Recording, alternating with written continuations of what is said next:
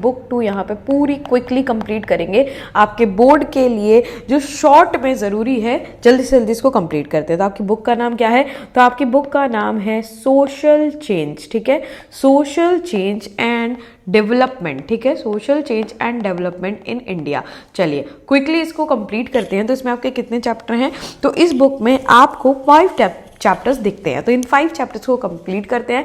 पहला चैप्टर है structural change. चलिए स्ट्रक्चरल चेंज यहाँ पर क्या कहता है बेटा? स्ट्रक्चरल चेंज का मतलब ये है कि इंडिपेंडेंस के एरा, मतलब आप सबसे पहले बात करें तो कॉलोनियल टाइम से, मतलब जब से ब्रिटिशर्स ने हम पे राज किया तब से लेके आज तक, टिल डेट, मतलब इंडिपेंडेंस और उसके बाद से आज तक, ठीक है, टिल डेट तक हमारे यहाँ पे क्या क्या, मतलब पूरी सोसाइटी में, स्ट्रक्चर में, मतलब इंस्टीट्यूशंस में, बिल्डिंग में, चीज़ों में क्या क्या चेंज आए हैं, हम उसको यहाँ पर पढ़ेंगे। तो सबसे पहले अगर हम बात करें तो कॉलोनियलिज्म होता क्या है? तो कॉलोनियलिज्म का मतलब क्या है बेटा यहाँ पे? कि एक कंट्री जब दूसरी कंट्री के ऊपर रूल करने लगती है उसी को हम क्या कहते हैं? कॉलोनियलिज्म यहां पर कहते हैं। प्री कॉलोनियलिज्म का मतलब क्या है? प्री कॉलोनियल रूल का मतलब क्या है? ब्रिटिशर्स से पहले का टाइम, जब तक इंडिया पर किसी भी या फिर किसी भी एरिया पे जब कोई भी इन्वेडर या रूलर जो है वो नहीं आया था, मतलब इंडिया में ब्रिटिशर्स से पहले का टाइम हम बात करें तो ब्रिटिशर्स से पहले का टाइम अगर मैं यहाँ पे बात करूं तो उसी को मैं क्या कहूंगी यहाँ पे? कॉलोनियल, प्री कॉलोनियल रूल यहाँ पे कहूंगी। अच्छा, तो यहाँ पे स्ट्रक्चरल चेंज जो हमारे यहाँ पे हुआ है ना, हमारे इंस्टीट्यूशंस, हमारी बिल्डिंग्स, हमारी चीज़ों में जो भी चेंज हमारे यहाँ, मशीनरी में, इंडस्ट्रियलाइजेशन में जो भी हमारे यहाँ पे चेंज आए बेटा, ये ज़्यादा से ज़्यादा चीज़ें जो है एडवांस मशीनरी वगैरह तो क्या है, ब्रिटिशर्स के बाद में ही आई हुई हैं। लेकिन ब्रिटिशर्स ने हमारा जो मेन स्ट्रक्चर है ना उसको भी यहाँ पे खराब किया है। तो अगर हम स्ट्रक्चरल चेंज की बात करें तो यहाँ पे एक तो हम पढ़ेंगे कि भैया प्री कॉलोनियल टाइम के, कॉलोनियल टाइम से पहले हम कैसे थे, कॉलोनियल टाइम के दौरान क्या क्या हुआ, और कॉलोनियल टाइम के बाद इंडिपेंडेंस के दौरान क्या क्या चीजें यहाँ पे देखने को मिली। तो सबसे पहले जब हमारे यहाँ पे ब्रिटिश रूल आ गया था तो उसके इंपैक्ट क्या थे? जो कॉलोनियल रूल, कॉलोनियल मतलब जब एक कंट्री दूसरी कंट्री के ऊपर रूल करने लगती है तो उसको अपनी क्या बना लेती है? कॉलोनी बना लेती है।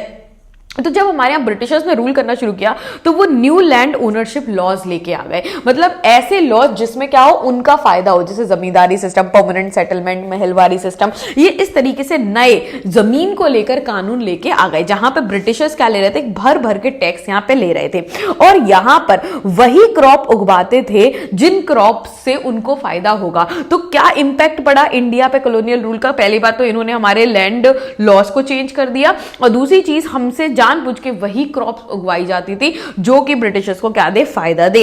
और अगर हम बात करें तो हम जो भी प्रोड्यूस कर रहे थे, जो भी हम क्या कर रहे थे? सेल कर रहे थे, उन गुड्स को ऑल्टर कर दिया। पहले हम क्या करते थे? फिनिश गुड जो होता है, जैसे हमने कुछ भी सामान बना लिया, क्योंकि हमारे यहाँ तो क्या हैंडलूम इंडस्ट्री होती थी, क्या थी हमारे यहाँ पे? हैंडलूम इंडस्ट्री थी। हैंडलूम इंडस्ट्री का मतलब क्या है बेटा? कि हाथों से बनाकर हम खादी से क्या बनाते थे? यहाँ पे कपड़े वगैरह सब कुछ बनता था, और हमारे यहाँ से गुड्स क्या होते थे? यहाँ एक्सपोर्ट होते थे। भाई कोई भी कुर्ता बना, कोई भी कपड़ा बना तो वो क्या हो जाएगा? वो एक्सपोर्ट होता था। लेकिन ब्रिटिशर्स ने इसको ऑल्टर कर दिया, मतलब हमारे यहां से रॉ मटेरियल ये खरीदा करते थे। तो किस चीज का इंटरनेशनल ट्रेड होने लगा? रॉ मटेरियल का। और हमारे यहां पर क्या बेचने लगे थे? ये आके फिनिश गुड, मशीन के जो कपड़े होते थे वो बेचने लगे थे। देखो रॉ मटेरियल सस्ता होता है, 50 रुपए में आपको धागा मिल जाएगा, लेकिन वही टी शर्ट आपको 1000 रुपए में मिलेगी। तो वो 1000 वाली टी शर्ट हमारे यहाँ बेचते थे और हमसे क्या आते? 50 का रॉ मटेरियल लेते थे ये। और हमारे यहाँ पे टी प्लांटेशन को भी क्या किया था? इंट्रोड्यूस किया था। इससे पहले चाय कोई नहीं जानता था, तो चाय और कॉफी के जो बागान है इन्होंने ही, और हमें इनकी क्या लगवाई थी? लत लगवा दी थी बहुत सारे। और क्या वे ये लेके आए? तो ये फॉरेस्ट एक्ट यहां पर लेके आए। जो पेस्टोरलिस्ट थे, मतलब जो चरवाहे थे, जो फॉरेस्ट में रह रहे हैं, जो जंगलों पे ही डिपेंडेंट है, उनकी लाइफ पूरी तरीके से अफेक्ट हो गई थी, क्योंकि यहाँ ब्रिटिशर्स क्या लेके आ गए थे? फॉरेस्ट एक्ट लेके आ गए थे। मतलब कुछ फॉरेस्ट को उन्होंने प्रोटेक्टेड फॉरेस्ट में तब्दील कर दिया था, मतलब ऐसे फॉरेस्ट हो गए जिन पे कोई भी नहीं जा सकता, ठीक है, मतलब कि वहां पे जंगलों को रिजर्व कर दिया गया था, रिजर्व्ड फॉरेस्ट बना दिए गए थे। इस तरीके से यहाँ पर चेंजेस लेके आए। और उसी के साथ में और क्या लेके आए भाई? वेस्टर्न एजुकेशन को भी यहाँ पे इंट्रोड्यूस किया था, मतलब कि इंग्लिश वगैरह को यहाँ पर ये लेके आए। और उसी के साथ में क्या है? Certain industry close down. और जैसे ब्रिटिशर्स आए, मशीन्स लेके आया, मशीन के जो कपड़े यहाँ पर आने लगे ना, तो हमारी बहुत सारी इंडस्ट्री बेटा क्या हो गई थी? यहाँ पे बंद हो गई थी, क्योंकि मशीन के जो प्रोडक्ट थे वो हमारे यहाँ आ गए थे। तो जो हमारी हैंडलूम इंडस्ट्री है, हाथों से जो हमारे लोग बनाते थे ना, वो पूरी तरीके से बेटा क्या हो गई थी? यहाँ पे बर्बाद हो गई थी। मतलब हमारे जो ओल्ड अर्बन सेंटर्स थे वो सब क्या हो गए थे, यहाँ पे डिक्लाइन हो गए थे। भाई ओल्ड अर्बन सेंटर्स की अगर मैं यहाँ पे बात करूं तो क्या थे कि पहले भाई हमारे अपने हिसाब से हमारा क्या था, पूरे के पूरे सेंटर्स थे भाई, कहां कहां से चीजें होंगी, और वो उन्होंने क्या कर दिए थे, बिल्कुल चेंज कर दिए थे। उन्होंने किसको, अपने अकॉर्डिंग, भाई मुंबई को इंपॉर्टेंट बना दिया, बंगाल को इंपॉर्टेंट बना दिया, तो अपने हिसाब से उन्होंने प्रेसिडेंसीज क्या कर ली थी, चेंज कर ली थी। और उसी के साथ में हम देखते हैं जिसकी वजह से आपको नेशनलिज्म की फीलिंग, मतलब कि देशभक्ति की फीलिंग आप देखने को मिलती है, और उसके बाद रिवॉल्ट हो जाते हैं, जिसकी वजह से बहुत सारे मूवमेंट आपको देखने को मिलते हैं। तो ब्रिटिशर क्या हुआ, कॉलोनियल, अब पूरे चैप्टर देखो इंटरलिंक्ड है। कॉलोनियल रूल जब आया ना, तो कॉलोनियल रूल के आने के बाद ये बहुत सारे स्ट्रक्चर चेंज लेके आए। मतलब स्ट्रक्चर चेंज का मतलब क्या होता है कि भाई हमारी मशीनरी, हमारे सामान बनाने में, हमारी रेलवे, हमारी बिल्डिंग, बहुत सारी चीजों में इन्होंने चेंज किया। और उसके साथ में वही वेस्टर्न एजुकेशन लेके आए, तो कल्चरल चेंज भी लेके आए। मतलब इनके कल्चर को हम क्या करने लगे थे, एक तरीके से एडमायर, फॉलो, वेस्टर्नाइज हो गए थे। कल्चरल चेंज के बाद क्या हुआ कि भैया एक तरीके से इंडस्ट्रियल सोसाइटी भी क्रिएट हुई, जो हम आगे के चैप्टर में पढ़ेंगे। रूरल सोसाइटी में बहुत सारे चेंज यहाँ पर आ गए, ठीक है। और उसके बाद यही सबसे डिससेटिस्फाई हो गया, यहाँ पे मूवमेंट भी होते हैं। तो यही सारे चैप्टर हमको पढ़ने हैं कि भाई कल्चरल चेंज पढ़ना है, स्ट्रक्चरल चेंज पढ़ना है, इंडस्ट्रियल रूरल चेंज पढ़ना है, और आपको क्या बनना है, बहुत सारे मूवमेंट यहाँ पे पढ़ने हैं, ठीक है। तो many sided impact of English language on India. अब उसी के साथ में जब ये वेस्टर्न कल्चर, वेस्टर्न एजुकेशन लेके आए, तो यहाँ पे इंग्लिश का इंपैक्ट भी हो गया, क्योंकि अब देखो इंडिया जो है वो बहुत बड़ा और बहुत ज्यादा वर्सेटाइल है। तो यहाँ पर लेके नॉर्थ से लेकर साउथ तक, या फिर अगर वेस्ट से लेकर ईस्ट तक कई सारी भाषाएं बोली जाती है। समवुड अगर आज की बात करोगे तो 1632 से ज्यादा आपकी भाषाएं जो है यहाँ पे डायलेक्ट भाषाएं बोली जाती है, जिसमें से आपकी 22 क्या है, शेड्यूल लैंग्वेजेस है। तो इंग्लिश जब इंट्रोड्यूस करी ना, तो एक कॉमन लैंग्वेज हो गई सबके लिए, तो ये वाइडली यूज होने लगी। इवन ग्रोथ अगर हम बात करें तो सबके कनेक्शन में, ऐसा नहीं है देखो गलत चीजें भी की, ब्रिटिशर्स की वजह से हमारी इंडस्ट्रीज तबाह हो गई, लेकिन कुछ चीजें अच्छी है, क्योंकि इंग्लिश अब सबको आती थी। भाई हिंदी सबको नहीं आती, तेलुगु सबको नहीं आती, पर इंग्लिश आती थी, तो ग्रोथ ऑफ नेशनलिज्म भी यहां से होता है। और इसकी वजह से क्या हुआ, जब लोगों ने पढ़ना शुरू किया तो लोगों को कई जगह के मूवमेंट्स के बारे में पता चला, जो कि बहुत अच्छा इंपैक्ट लेके आया हमारी सोसाइटी के ऊपर। और इसके साथ में बात करें तो हमने बहुत सारे चेंजेस यहां पर किए। उसके बाद नेक्स्ट कॉन्सेप्ट आता है यहाँ पे कैपिटलिज्म। भाई कैपिटलिज्म का मतलब क्या होता है बच्चा, तो कैपिटलिज्म का मतलब होता है जहां पे सिर्फ प्राइवेट प्रॉपर्टीज आ जाती हैं, प्राइवेट प्रॉपर्टी, प्राइवेट इंडस्ट्री, सब कुछ प्राइवेट होने लगता है, और मेन फोकस किस पे रहता है, प्रॉफिट पे रहता है। देखो सोशलिज्म इसी के उलट है कि सब कुछ गवर्नमेंट के कंट्रोल में रहेगा और मेन फोकस क्या होगा, वेलफेयर होगा। लेकिन कैपिटलिज्म में सब कुछ क्या होता है, जो प्रोडक्शन हो रहा होता है सब प्राइवेट कंपनी, प्राइवेटाइजेशन हो जाता है, और सब मार्केट के हिसाब से यहां पर चलता है, मार्केट सिस्टम के हिसाब से। मार्केट सिस्टम मतलब गवर्नमेंट का कोई इन्वॉल्वमेंट नहीं है, सप्लाई और डिमांड के हिसाब से क्या होगी, प्राइसेस यहां पर चेंज होगी, ठीक है।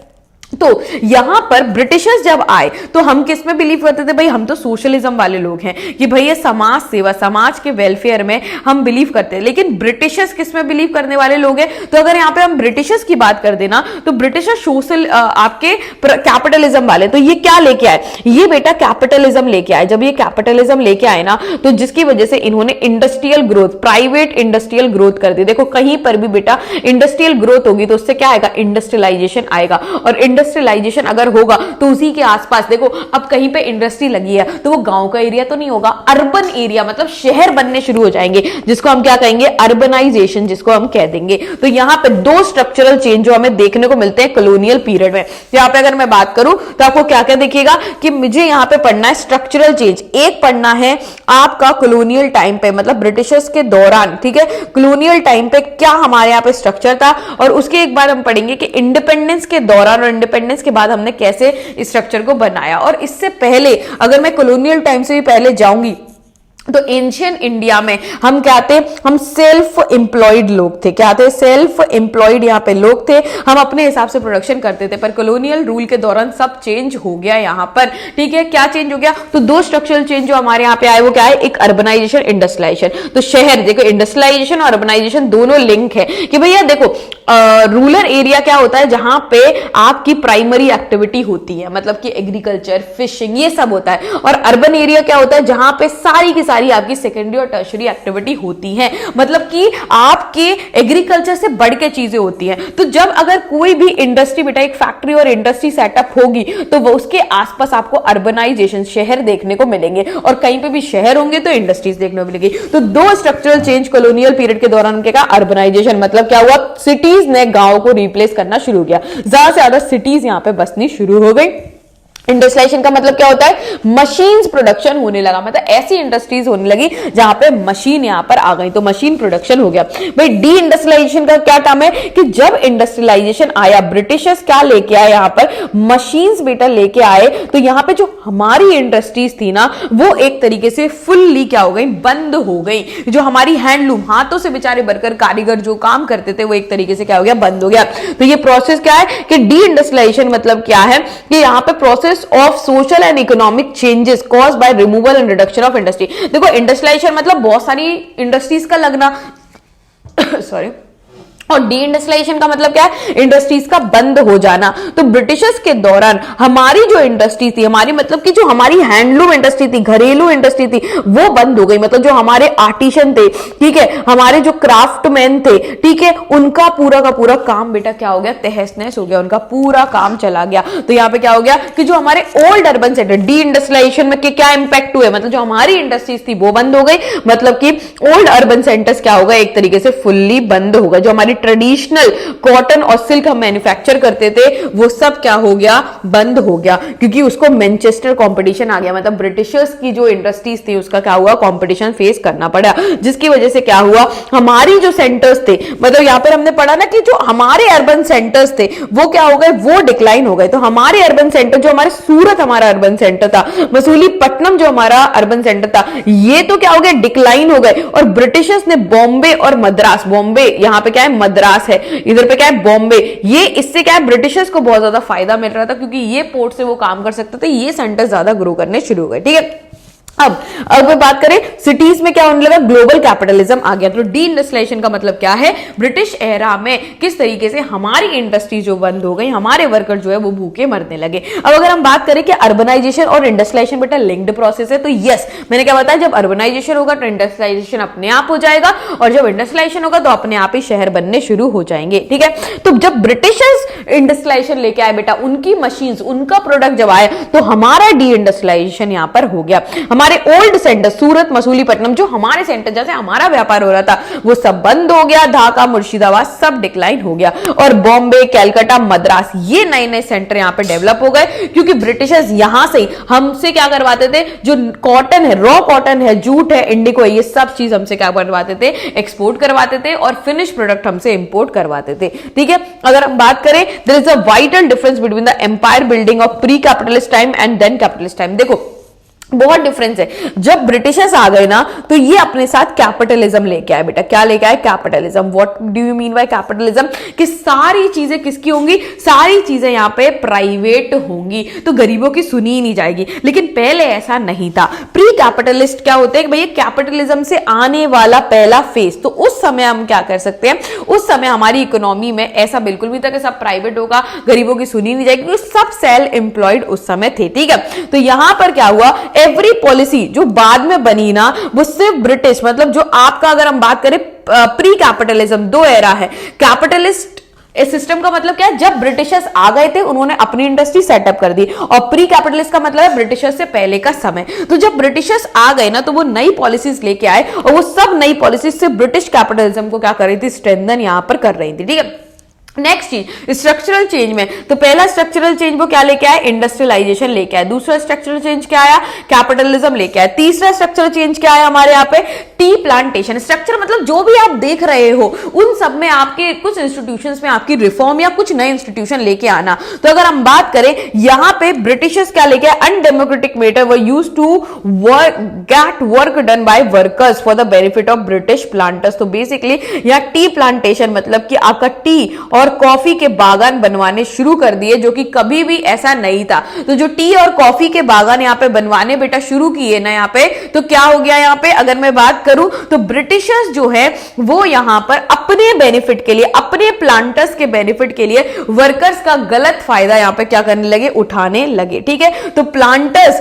जो प्लांटर्स थे, मतलब जो उन पर रूल चला रहे थे, जो वर्कर थे बेचारे काम कर रहे थे, लेकिन जो वहां पे प्लांटर्स थे ना वो क्या कर रहे थे ब्रिटिशर्स के, वो बहुत ज्यादा यहां पर क्या हो गए, वो बहुत ज्यादा यहां पर ग्रो होते हुए नजर आ गए। ठीक है, नेक्स्ट चीज बेटा यहाँ पे बात करते हैं। नेक्स्ट क्या बात करेंगे हम यहाँ पे, the worker worked under unjust contract. तो बेचारे जो टी प्लांटेशन, जब ब्रिटिशर्स क्या लेके आए, टी प्लांटेशन बेटा लेके आए। टी प्लांटेशन का मतलब क्या है कि भैया यहाँ पे प्लांटर्स थे, ब्रिटिशर्स थे, वो प्लांटर्स थे, और उनके नीचे काम कौन कर रहा है भैया, ये तो कॉन्ट्रैक्टर भाई, इन्होंने क्या करवाया, पूरे के पूरे टी कॉफी के प्लांट लेके आए, लेकिन इनके नीचे बेचारे वर्कर्स, वो वर्कर कौन है, इंडियन है, जो अनपढ़ है, उनसे क्या करवाते थे, बहुत ज्यादा उनके साथ बिल्कुल कॉन्ट्रैक्ट भी बहुत फालतू, क्योंकि वो तो पढ़े लिखे नहीं थे, साइन करवा लिया करते थे, और उनको बिल्कुल भी अच्छी कंडीशन में रखा नहीं जाता था।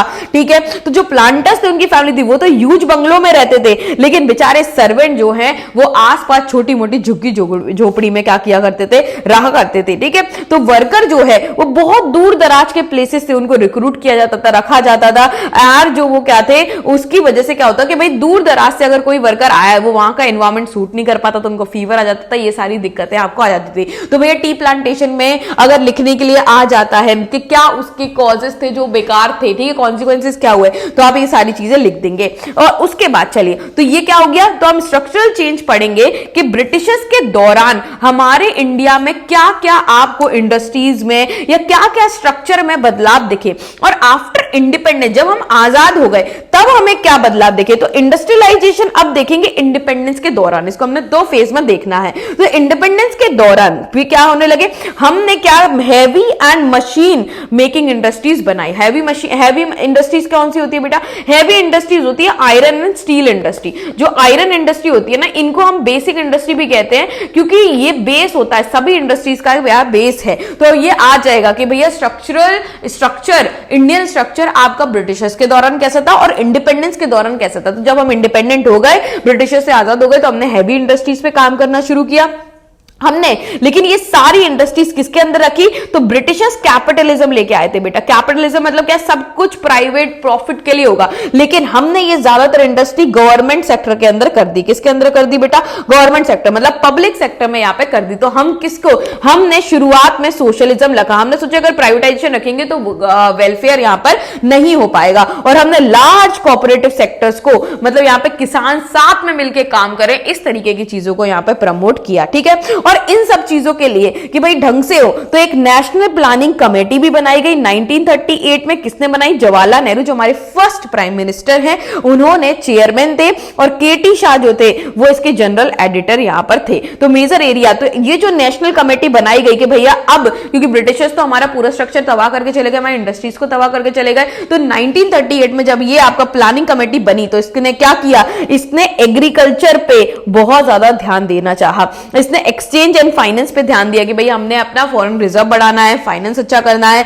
पब्लिक यूटिलिटीज, ट्रांसपोर्ट, कम्युनिकेशन पे ध्यान देना है, एजुकेशन, टेक्नोलॉजी पे ध्यान देना है, वुमेन का भी यहां पे ध्यान देना है, जिससे कि हम क्या करें, डेवलप करें। और इसी के साथ बाद में हमने 1950 में क्या बनाया, प्लानिंग कमीशन बनाई। ये एक ऐसी ऑर्गेनाइजेशन, ऐसी बॉडी बनी जिसने 5 ईयर प्लान की शुरुआत करी। 5 ईयर प्लान क्या होते हैं बेटा, 5 ईयर प्लान का मतलब है कि कोई गवर्नमेंट 5 साल के लिए आती है, तो एक इंडिया के डेवलपमेंट के लिए, क्योंकि इंडिया बिल्कुल डेवलप नहीं है, हमारे स्ट्रक्चर को डेवलप करना है, तो 5 इयर्स के क्या बनाए जाएंगे, प्लान बनाए जाएंगे, और ये कौन करेगा, प्लानिंग कमीशन यहां पे करेगा। ठीक है, तो अगर हम बात करें इंडस्ट्रीज को हमने डेवलप करना शुरू किया, तो इंडिपेंडेंस के दौरान हमारा स्ट्रक्चर कैसा था, इंडस्ट्रीज कैसी थी, हमारी पब्लिक इंडस्ट्री ज्यादा से ज्यादा थी। ठीक है, अर्बनाइजेशन की अगर हम बात करें तो या एम.एस.ए. राव जो है, उन्होंने अर्बनाइजेशन को भी देखा कि धीरे धीरे अर्बनाइजेशन ने विलेजेस को इंपैक्ट करना शुरू किया। तो villages were sizable population are employed far off cities और in leaves and member of families are left behind. धीरे धीरे जब हमारे यहाँ शहरीकरण हुआ, तो विलेजेस को छोड़कर जो फैमिलीज है वो कहां पर रहने लगी, वो यहां पर आपके शहरों में बसना शुरू कर जाती हैं। ठीक है, विलेजेस जो है वो इंडस्ट्रियल एरिया के पास, जैसे अगर हम बात करें विलेजेस, तो आपका जो विलेजेस हैं वो आपके धीरे धीरे बहुत बड़े होने शुरू हो गए। कुछ कुछ इंडस्ट्रीज के पास आपको विलेजेस भी दिख जाएंगे, बहुत सारे इंडस्ट्रियल टाउन्स भी दिख जाएंगे, जैसे भिलाई, बोकारो हो गया। Villages surrounding ever expanding metropolitan cities like Delhi and Mumbai. धीरे धीरे जो आपके विलेजेस के पास सिटीज हैं वो और ज्यादा ग्रो करने शुरू कर गई, तो जिससे अर्बनाइजेशन बढ़ता चला गया। ठीक है, अगर हम बात करें वेस्टर्न और इंडियन पैटर्न क्या है इंडस्ट्रियलाइजेशन का, तो अगर यहां पर दोनों पढ़ लिया हमने कि भाई कॉलोनियल के दौरान, कॉलोनियलिज्म के दौरान कैसा आपका पूरा का पूरा स्ट्रक्चर था, कैसा सब कुछ था और किस तरीके से इंडिपेंडेंस के दौरान हमने अर्बनाइजेशन और इंडस्ट्रियलाइजेशन पे क्या दिया बेटा, यहाँ पे ध्यान दिया। तो दोनों में डिफरेंस देते कि वेस्टर्न पैटर्न अगर हम बात करें इंडस्ट्रियलाइजेशन का, तो यहाँ पे मेजॉरिटी ऑफ पीपल आपको सर्विस सेक्टर में दिखते हैं, लेकिन इंडिया में आपको सबसे ज्यादा पीपल किस में दिखते हैं, एग्रीकल्चर सेक्टर में दिखते हैं। तो हमारी और वेस्टर्न इंडस्ट्रीज में क्या फर्क है, हमारे यहाँ सबसे ज्यादा लोग अभी भी प्राइमरी सेक्टर में हैं, ठीक है, और वहां पे सर्विस सेक्टर में है। वेस्टर्न अगर हम बात करें तो मेजॉरिटी आपको क्या है, फॉर्मली एम्प्लॉयड मिलेंगे। कैसे मिलेंगे, फॉर्मल एम्प्लॉय। फॉर्मल मतलब कि यहां पर आपको क्या होगी, यहां सिक्योरिटी, एम्प्लॉयमेंट में क्या है, सिक्योरिटी है, गवर्नमेंट ने साइन सील सिप्पा करके आपको सिक्योरिटी दी है। लेकिन इंडिया में आपको अनऑर्गेनाइज सेक्टर दिखेगा कि भाई कोई भी कभी भी आपको निकाल सकता है। तो ये था स्ट्रक्चरल चेंज कि भैया आपको कितने फेज में पढ़ना है, 2 फेज में पढ़ना है कि कॉलोनियल के दौरान, मतलब कॉलोनियल रूल के दौरान और इंडिपेंडेंस के दौरान हमारे इंडस्ट्रीज में क्या क्या चेंज आए। अब कल्चरल चेंज की बात करेंगे तो देखो, ब्रिटिशर्स ने हम पे रूल करना शुरू किया, जो कॉलोनियल पीरियड है वो हमारे लिए कल्चरल चेंज तो लेके आया। आज तुम लोग भी जीन्स टॉप पहन के बैठे हुए हो, जीन शर्ट पहन के बैठे हुए, तुम मैकडी का बर्गर खा रहे हो, ये सब क्या है, कल्चरल चेंज है, ठीक है। तुम केक कटिंग कर रहे हो, तो ये सब कल्चरल चेंज भी कब से आना शुरू हुआ, ब्रिटिशर्स के टाइम से हमें यहां पर देखने को मिलता है। तो हम वही देखेंगे कल्चरल चेंज, एक तो हम कॉलोनियल टाइम पे बेटा देखेंगे, कॉलोनियल टाइम पे क्या हमारे यहाँ पे कल्चर का कैसे, और आज का डेट में मतलब इंडिपेंडेंस के बाद में क्या क्या चेंजेस हमें देखने को मिलते हैं। तो कल्चरल चेंज का मतलब क्या था कि भैया कॉलोनियल रूल के दौरान अगर मैं बात करूं तो यहां पर कल्चरल चेंज कैसे हुआ, क्योंकि वेस्टर्न एजुकेशन, सबसे पहले ब्रिटिशर्स के दौरान क्या आ गई बेटा, वेस्टर्न एजुकेशन आ गई। तो बहुत सारे रिफॉर्मर्स ऐसे आए जिन्होंने उस एजुकेशन के आधार पर धीरे धीरे क्या करने शुरू किया, सोशल रिफॉर्मर और नेशनलिस्ट आने शुरू हो गए। तो कल्चरल चेंज में सबसे पहले हम क्या पढ़ेंगे कि कॉलोनियल रूल के दौरान, क्योंकि वेस्टर्न एजुकेशन बढ़ गई, पढ़ाई लिखाई बढ़ गई, लोगों का माइंड ब्रॉड हो गया। जब लोगों का माइंड बेटा यहाँ पे ब्रॉड हो गया था ना, तो इसके बाद यहाँ पे बहुत सारे लोगों ने सोचना शुरू किया कि बहुत सारी गलत चीजें हमारे यहाँ चल रही हैं, जिस चीजों को हमें क्या करना है बेटा, सही करना है। तो सोशल रिफॉर्म और नेशनलिज्म यहाँ पर आया। अगर हम बात करें तो डायरेक्ट इसका जो इन्फ्लुएंस है, मतलब कल्चरल चेंज किन स्टेजेस में हुआ, हमारे यहाँ पे 4 प्रोसेसेस आपको दिखती हैं कल्चरल चेंज की कॉलोनियल रूल के दौरान। क्या दिखेगा, संस्कृताइजेशन, मॉडर्नाइजेशन, सेकुलराइजेशन और वेस्टर्नाइजेशन। ये 4 चीजें आपको कल्चरल चेंज में दिखेंगी। कब बेटा, कॉलोनियल रूल, ब्रिटिश के दौरान, ठीक है। तो अगर हम बात करें हमारे यहां पर, ठीक है, सबसे पहले जो सोशल रिफॉर्म मूवमेंट है, मतलब कल्चरल चेंज के लिए कॉलोनियल रूल के दौरान 19 और 20 सेंचुरी में बहुत सारे सोशल रिफॉर्मर, समाज के बदलावी, ठीक है, कार्यकर्ता हुए जिन्होंने सोशल रिफॉर्म मूवमेंट किया, मतलब समाज में बदलाव। क्योंकि हमारे यहाँ पे हमेशा से ही बहुत सारे इवल्स, मतलब सामाजिक बुराइयां हमारे यहाँ पे रही है, जैसे सती सिस्टम, मतलब कि अगर किसी वाइफ का हस्बैंड मर गया तो उसी के साथ जिंदा वाइफ को जला देना। चाइल्ड मैरिज को पता है, विडो रीमैरिज की भैया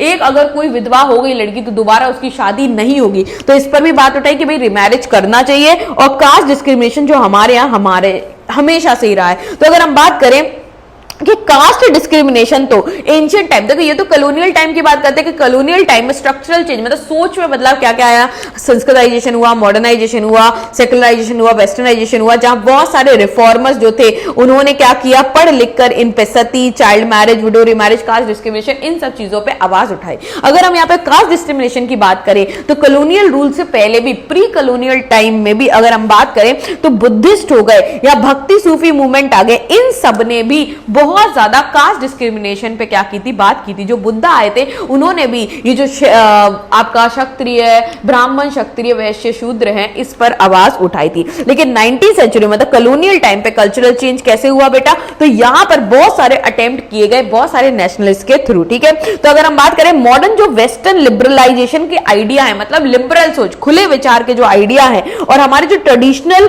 लिटरेचर है, प्राचीन काल से लेकर क्या क्या चीजें हुई हैं, उन सब को लेकर निचोड़ कर, क्योंकि अब तो पढ़े लिखे लोग थे ना रिफॉर्मर्स हमारे, उन्होंने यहां पर क्या किया, चेंजेस की शुरुआत करी। तो सोशल ऑर्गेनाइजेशन, जैसे ब्रह्मो समाज, बंगाल में आपके कौन थे, राजा राम मोहन रॉय। तो राजा राम मोहन रॉय बेटा इन्होंने क्या किया, यहां पर इन्होंने ब्रह्मो समाज का फॉर्मेशन किया और उन्होंने सती, चाइल्ड मैरिज, इन सब के खिलाफ बहुत सारी आवाज उठाई। आर्य समाज कहां पे बनी, आपकी पंजाब में यहां पे सेटअप हुई। तो क्या हुआ कि यहां पे धीरे धीरे कॉलोनियल रूल के दौरान ही बहुत सारे, जैसे सोशियोलॉजिस्ट की बात करें सत्य सवरवाल हैं, इनके अकॉर्डिंग भी बहुत सारी चीजों में चेंज आए, जैसे मोड ऑफ कम्युनिकेशन में चेंज आया, फॉर्म ऑफ ऑर्गेनाइजेशन। तो ये कल्चरल चेंज आ रहे हैं ना, यहाँ स्ट्रक्चर में चेंज नहीं देख रहे हैं बेटा, कि देखो स्ट्रक्चर में चेंज पहले देख चुके भाई, इंडस्ट्रियलाइजेशन आ गया, अर्बनाइजेशन आ गया, मशीन्स आ गई, ट्रांसपोर्टेशन आ गया, ये सब स्ट्रक्चर है। अब हम कल्चर की बात करें भाई, टेक्नोलॉजी की बात करें, वे ऑफ थिंकिंग की बात कर रहे हैं, तो बहुत सारी चीजें कॉलोनियल टाइम पे ही बेटा क्या हुई, चेंज हुई। जैसे मोड ऑफ कम्युनिकेशन चेंज हो गया, नई नई टेक्नोलॉजी आ गई, जैसे प्रिंटिंग प्रेस आ गया, आपका टेलीग्राफ आ गया बेटा, माइक्रोफोन्स आ गए थे, स्टीम शिप्स आ गई थी, रेलवे आ गई थी।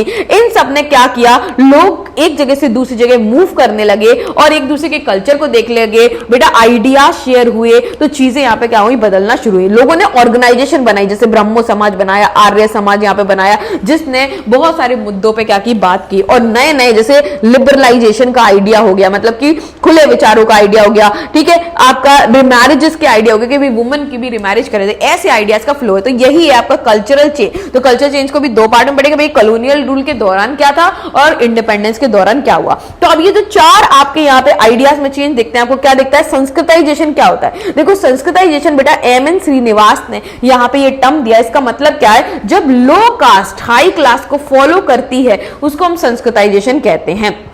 द प्रोसेस कि भाई सम मेंबर जो लो कास्ट या ट्राइब के मेंबर हैं वो इमिटेट करने लगते हैं, मतलब फॉलो करने लगते हैं custom, ritual, belief, ideology, lifestyle क्या है, हायर क्लास के, उसी को हम क्या कहते हैं, उसी को हम कहते हैं यहाँ पे संस्कृताइजेशन। तो भैया ये क्या हुआ, कल्चरल चेंज का मतलब देखो कल्चर तो ऐसे ही चेंज होगा कि कैसे कि जो लो क्लास है उसने ब्राह्मण्स को फॉलो करना शुरू कर दिया, लो क्लास भाई ब्रिटिशर्स को फॉलो करना शुरू कर दिया, इस तरीके से कल्चर। डीसंस्कृताइजेशन का मतलब देखो संस्कृताइजेशन क्यों कह रहे हैं कि भाई शुरुआत में अपर कास्ट कौन है, सिर्फ ब्राह्मण है, और ब्राह्मण क्या फॉलो करते हैं, संस्कृत, हिंदुइज्म, तो इसको आप फॉलो करोगे तो संस्कृताइजेशन होगा। डीसंस्कृताइजेशन का मतलब क्या है कि आपने नॉन संस्कृतिक, मतलब आप पे कल्चर का ज्यादा इफेक्ट पड़ गया, मतलब आपने वेस्टर्न कल्चर को जब फॉलो करना शुरू किया बेटा, तो यहां पे संस्कृताइजेशन तो नहीं है ना, आप ब्राह्मण की चीजों को फॉलो नहीं कर रहे हो, लेकिन आप ऊपर अपर कास्ट को तो फॉलो, डोमिनेट कास्ट को तो फॉलो कर रहे हो। तो जब आप नॉन सांस्कृतिक कास्ट को फॉलो करने लगते हो, मतलब ब्राह्मणिकल ट्रेडिशन के बाहर जाके आप कास्ट को फॉलो करने लगते हो, तो उसको आप क्या कहते हैं, डीसंस्कृताइजेशन कहते हैं। तो अगर संस्कृताइजेशन की बात करें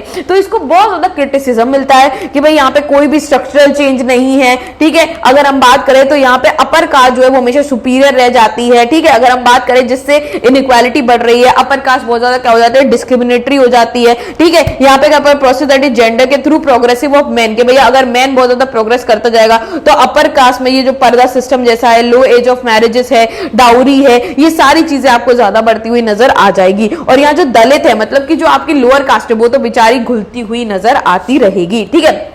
तो यहाँ पे ये बात हुई। फिर यहाँ पे नेक्स्ट अगर हम बात करें तो वेस्टर्नाइजेशन का कॉन्सेप्ट है, भाई कल्चरल चेंज में डीसंस्कृताइजेशन हुआ तो वेस्टर्नाइजेशन आ गया। वेस्टर्नाइजेशन और बेटा मॉडर्नाइजेशन में बहुत फर्क है। मॉडर्नाइजेशन का मतलब क्या है कि टेक्नोलॉजी के बदलने से, एजुकेशन के बदलने से आपकी सोच की वृद्धि होना, और वेस्टर्नाइजेशन का मतलब क्या है बेटा, वेस्टर्न कल्चर को यहाँ पे फॉलो करना। तो एम.एन. श्रीनिवास समझाते हैं कि वेस्टर्नाइजेशन का मतलब है जब आप वेस्टर्न कल्चर को फॉलो करना शुरू करते हो, तो ब्रिटिशर्स के कल्चर को, इंडियन कल्चर, उनकी आइडियोलॉजी को, टेक्नोलॉजी के थ्रू, इन सब के थ्रू जब क्या हो जाता है आपका, आप संस्कृताइजेशन नहीं, आप दूसरे कल्चर को यहाँ पे फॉलो करने लगते हो, ठीक है। तो वेस्टर्नाइजेशन भी आपको कई सारे तरीके से मिल जाएगा कि भैया आपका डिफरेंट काइंड ऑफ वेस्टर्नाइजेशन क्या है कि इमर्जेंस ऑफ वेस्टर्नाइज सब कल्चर पैटर्न, कि भाई सब कल्चर आ गया, भाई जितने भी एजुकेटेड लोग हैं उन्होंने क्या करना शुरू किया, धीरे धीरे ब्रिटिशर्स की चीजों को अपनाना यहाँ पे शुरू कर दिया बेटा, ठीक है। अगर हम बात करें तो यहाँ वेस्टर्न कल्चर की चीजें आपको धीरे धीरे क्या हुआ, भाई स्टेजेस में हुआ, तो धीरे धीरे आपको चीजों में दिखना शुरू हो गई, भैया लोगों के कामों में दिखना शुरू हो गई। आज भी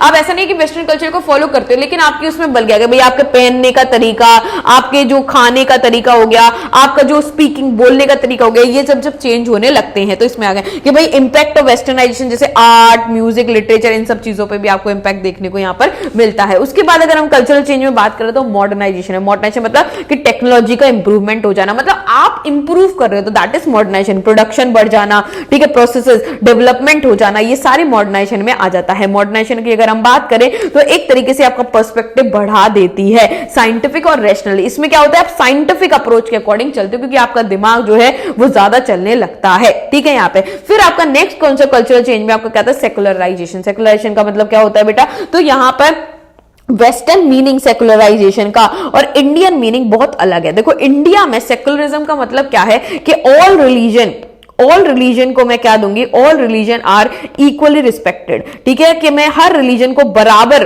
क्या दूंगी, यहां पे रिस्पेक्ट दूंगी। लेकिन यहां वेस्टर्नाइजेशन में ऐसा नहीं है। इसका मतलब क्या भैया, यहां पे चर्च की बहुत ज्यादा चलती थी, तो यहां पे सेकुलरिज्म का मतलब क्या है कि स्टेट गवर्नमेंट से यहां पे चर्च जो होगा वो अलग हो गया। यहां मैं ये नहीं कह रही हूं कि एक पर्टिकुलर मैं सभी रिलीजन को बराबर मान रही हूं, ऐसा बिल्कुल भी नहीं है, लेकिन चर्च के मैटर में, मतलब कि रिलीजन के मैटर में गवर्नमेंट नहीं बोलेगी, ये सेकुलराइजेशन है, सबको अपनी अपनी अथॉरिटी है। लेकिन इंडिया का मतलब यहां पर बिल्कुल अलग है। धीरे धीरे कम करके कि सेकुलर डायमेंशन आपको देखने को मिलती है। इवन अगर हम बात करें कल्चर चेंज में, जब आप बहुत ज्यादा पढ़े लिखे हो गए तो यहां पे कास्ट की भी थोड़ी चीजें क्या हो गई, चेंज होने लगी। इवन कास्ट ने अपनी ऑर्गेनाइजेशन बनानी भी शुरू कर दी। नेक्स्ट चैप्टर की अगर हम बात करें तो यहां पे है change and development in better rural society, कि धीरे धीरे आपकी बात करें तो रूरल सोसाइटी में कोई कॉलोनियल टाइम से, हम कहां से, कॉलोनियल टाइम से आपका इंडिपेंडेंस के दौर तक आपको रूरल सोसाइटी, मतलब जो आपके गांव है, रूरल सोसाइटी है, उसमें क्या क्या चेंजेस बेटा आपको देखने को मिलते हैं। तो अगर हम बात करें, इंडियन सोसाइटी हमेशा से ही रूरल सोसाइटी रही है।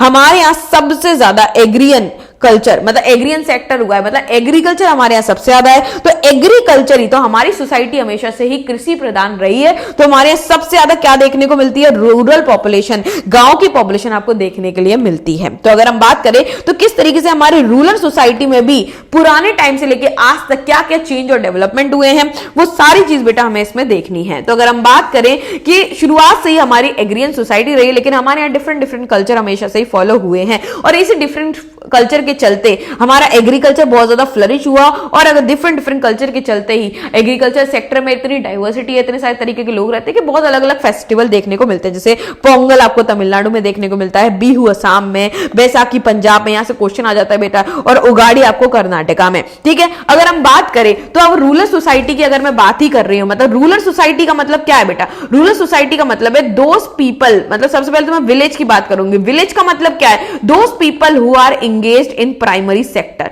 जो प्राइमरी सेक्टर में एंगेज है, या तो वो एग्रीकल्चर में बेटा एंगेज है, या तो वो पोल्ट्री मेकिंग, मतलब जो रॉ मटेरियल सीधे नेचर से लिए हुए सामान को क्या कर रहे हैं, इस्तेमाल करके कुछ यहां पे बना रहे हैं, और उसी को नेचर से रिलेटेड, उसी को हम क्या कहते हैं, प्राइमरी सेक्टर कहते हैं। और जहां आपने मशीन्स का इस्तेमाल करके भाई किसी और चीज में कन्वर्ट कर दिया, तो आप क्या गए, सेकेंडरी सेक्टर में घुस गए, और वहीं से रूरल लाइफ शुरू, अर्बन लाइफ क्या हो जाती है, शुरू हो जाती है। तो यहां पे अगर मैं रूरल सोसाइटी की बात करें तो रूरल पॉपुलेशन, भाई गांव में पॉपुलेशन किस चीज में एंगेज रहती है, तो सबसे ज्यादा इंडिया में गांव में पॉपुलेशन आपको कहां दिखेगी, एग्रीकल्चर सेक्टर में मेजॉरिटी ऑफ पॉपुलेशन आपको दिखती है। लेकिन इसके अलावा भी आपको गांव में पोर्टर्स दिखेंगे, कारपेंटर्स दिखेंगे, वीवर्स दिखेंगे, आयरन स्मिथ दिखेंगे, मतलब जो आपका लोहार होता है, गोल्ड स्मिथ, सुनार आपको यहां पे दिखेंगे। रूरल लाइफ अगर हम बात करें तो बहुत ज्यादा कि भैया यहां पे क्या क्या चेंज, तो शुरुआत में अगर रूरल लाइफ की अगर सिंपल कैरेक्टरिस्टिक्स की बात करूं तो यहां पे लोग जो है बहुत ही ज्यादा, अगर हम बात करें तो सपोर्टिव होते हैं एक दूसरे को लेके, लाइफ ऑल्सो सपोर्टिव मैनी।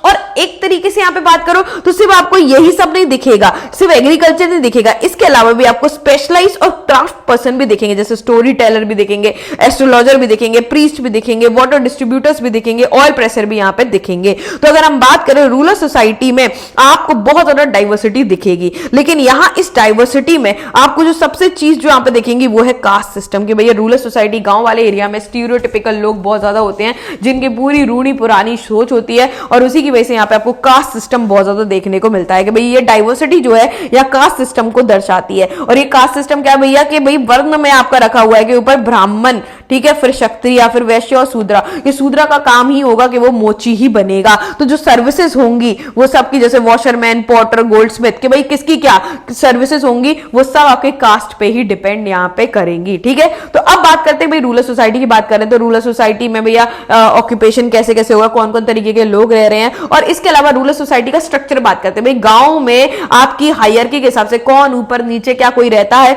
तो यार कितनी किसके पास जमीन है, इसके अकॉर्डिंग गांव में एक तो लार्ज और मीडियम लैंड ओनर होते हैं, एक टेनेंट होते हैं जो क्या कर रहे हैं, किराए पे काम कर रहे हैं, आपके small and marginal land owner होते हैं, मतलब जमीन के हिसाब से जितनी उनके पास जमीन है, लैंडलेस एग्रीकल्चर लेबर भी होते हैं। तो अगर हम बात करें या रूरल सोसाइटी में ऐसा नहीं है कि भाई कास्ट और क्लास का कोई रिलेशन है, लेकिन आपको ऐसा ही मिलेगा कि जो अपर कास्ट होंगी उन्हीं के पास सबसे ज्यादा जमीन मिलेंगी, जो लोअर कास्ट होंगी उनके पास आपको कुछ नहीं मिलेगा। ठीक है। और एग्रीगेट स्ट्रक्चर का मतलब क्या होता है बेटा? एग्रीगेट स्ट्रक्चर का मतलब यहां पर होता है कि जो structure distribution of land holding के किस तरीके से किसके पास कितने बीघा कितनी जमीन है यहाँ पे, तो आपको वही कि भाई कास्ट सिस्टम देखने को मिल जाएगा कि भाई डोमिनेंट लैंड ओनिंग सबसे ज्यादा जमीन आपको जाट के पास, राजपूत के पास यहाँ पे मिलेगी यूपी में। ठीक है। वोलंकलिंगास के पास आपको मिलेगी आंध्र प्रदेश में, जाट सिक्स के पास मिलेगी आपको पंजाब में। ठीक है। तो आपको यहाँ पे कास्ट बेस्ड ही आपको यहाँ पे मिल जाएगी भाई, लो रैंक के अकॉर्डिंग यहाँ पे हो गए। तो आपको गांव में एक और चीज जो देखने को मिल जाता है वो है बेगार। बेगार का मतलब क्या होता है भैया?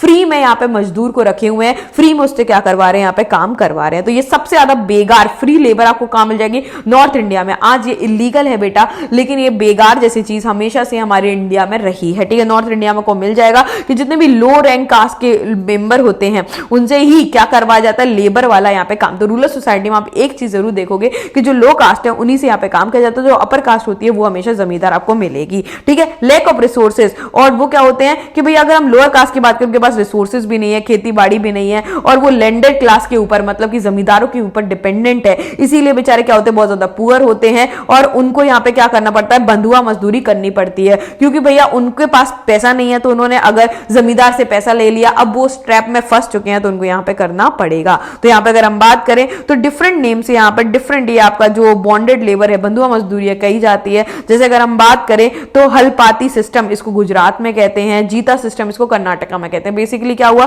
कि आपका बेटे मतलब एक है आपका लैंड ओनर, उसने किसी ने उससे पैसे लिए, तो उसने अपने जमीन पे उसका काम करवाना शुरू कर दिया, तो उसका बेटा भी फिर वही काम करेगा और उसका बेटा भी उसका वही काम करेगा यहाँ पर। तो अगर हम बात करें ये सारा सिस्टम आपको कब दिख जाएगा? प्री कॉलोनियल टाइम, मतलब जब आपको यहाँ पे ब्रिटिशर्स के आने से पहले आपको रूरल क्लासेस ऐसी हुआ करती थी। फिर ब्रिटिशर्स के आने के बाद अगर हम बात करें तो रूरल सोसाइटी में यहाँ पे क्या आ गए? बहुत सारे चेंजेस आ गए। मतलब गांव में ब्रिटिशर्स क्या क्या लेके आए? लैंड रिफॉर्म्स बहुत सारी लेके आए, जमीनी बदलाव यहाँ पर ब्रिटिशर्स लेके आए। और उसके अंदर वो क्या क्या जमीनी बदलाव लेके आए कि ब्रिटिशर्स को चाहिए था सिर्फ अपना प्रॉफिट, वो यहाँ पे लेके आए बेटा जमींदारी सिस्टम और रैयतवारी सिस्टम। देखो जमींदारी सिस्टम का मतलब क्या होता है कि ऊपर यहां पर रहेंगे आपके ब्रिटिशर्स, नीचे हैं आपके क्या पीजेंट बेटा, और बीच में रहेगा जमींदार। कि जमींदार पीजेंट से पैसा कलेक्ट करेगा और इस जमींदार किसको पैसा देगा? आपको ब्रिटिशर्स को। तो ब्रिटिशर्स जमींदार को भी एक्सप्लॉइट कर रहा है और पीजेंट्स को भी यहां पे एक्सप्लॉइट करते थे। और रैयतवारी सिस्टम में क्या है? सीधे ब्रिटिशर्स किससे पैसा लेंगे? रेयॉट से, मतलब कि पीजेंट से सीधे पैसा लेंगे।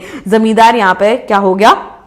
हट गया बेटा यहाँ पे। ठीक है। तो अगर हम बात करें तो यहाँ पे जो लैंड रिफॉर्म्स हुई थी, ठीक है, लैंड रिफॉर्म के मेन यहाँ पर क्या है? आपको क्यों लैंड रिफॉर्म की गई कि भाई प्राइमरी ऑब्जेक्टिव क्या है लैंड रिफॉर्म के? तो यहाँ पर लैंड रिफॉर्म इसीलिए की गई बेटा क्योंकि जो कॉलोनियल टाइम पे अगर मैं बात करूं लैंड रिफॉर्म कब की गई, तो लैंड रिफॉर्म देखो शुरुआत में हमने क्या किया कि यहाँ पे रूरल सोसाइटी की हम बात कर रहे हैं। तो रूरल सोसाइटी मैंने देखा कि प्री कॉलोनियल टाइम मतलब ब्रिटिशर्स से पहले रूरल सोसाइटी कैसी थी? तो भैया हायरार्की के बेसिस पे थी। भैया अपर कास्ट को ही सब कुछ है, लोअर कास्ट को कुछ भी नहीं है।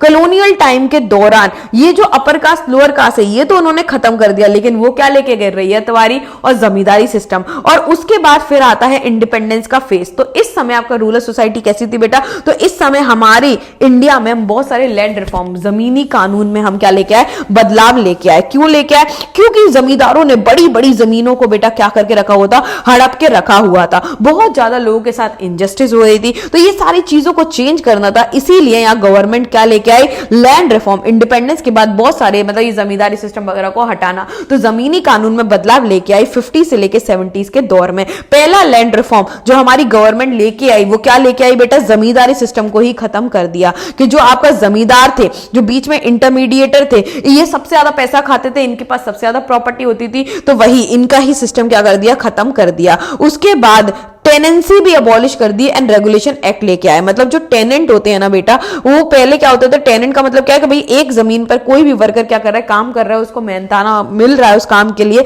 तो यहाँ उसके भी राइट्स में बहुत सारी यहाँ पे टेनेंट सिस्टम चलता था, टेनेंसी उसको भी क्या कर दिया? अबॉलिश कर दिया गया। और बहुत सारे टेनेंट्स के लिए वेस्ट बंगाल के केरला के राइट्स लेके आए और सीलिंग एक्ट बेटा यहाँ पे लेके आए। मतलब क्या थे कि पुराने जमाने ब्रिटिश के समय पे या उससे पहले भी जो आपके जमींदार थे उन्होंने बड़ी बड़ी बीघा, हजार हजार, दो दो तीन तीन हजार बीघा क्या कर ली थी, अपने अंदर कब्जे में ले ली थी। तो सीलिंग एक्ट के थ्रू मतलब क्या थी, एक लिमिट पोस्ट की गई है पर्टिकुलर, भैया इस स्टेट में, सपोज दैट एक्स स्टेट में आप 1000 बीघा से ज्यादा नहीं रख सकते। अब ये हर स्टेट का अलग अलग होता है, भाई किसी में 800 बीघा से ज्यादा नहीं रख सकते, और इसके अलावा जितनी भी आपके पास जमीन होगी उसको सील कर लिया जाएगा। तो एक लिमिट यहाँ पे बेटा क्या कर दी गई, लगा दी गई। ठीक है, तो यहां पर लैंड सीलिंग कर दी गई बेटा, तो इसका ड्रॉबैक कि भैया इस जब लैंड सीलिंग करने के बाद भी कुछ नहीं हुआ, यहां पे इसका ड्रॉबैक क्या निकला भैया, लोगों ने इसका मिसयूज करना शुरू कर दिया। लोगों ने क्या कर दिया, बेनामी ट्रांसफर शुरू कर दिया। क्या होगा बेनामी ट्रांसफर का मतलब क्या है कि सपोज मेरे नाम पे 1000 बीघा है, ठीक है,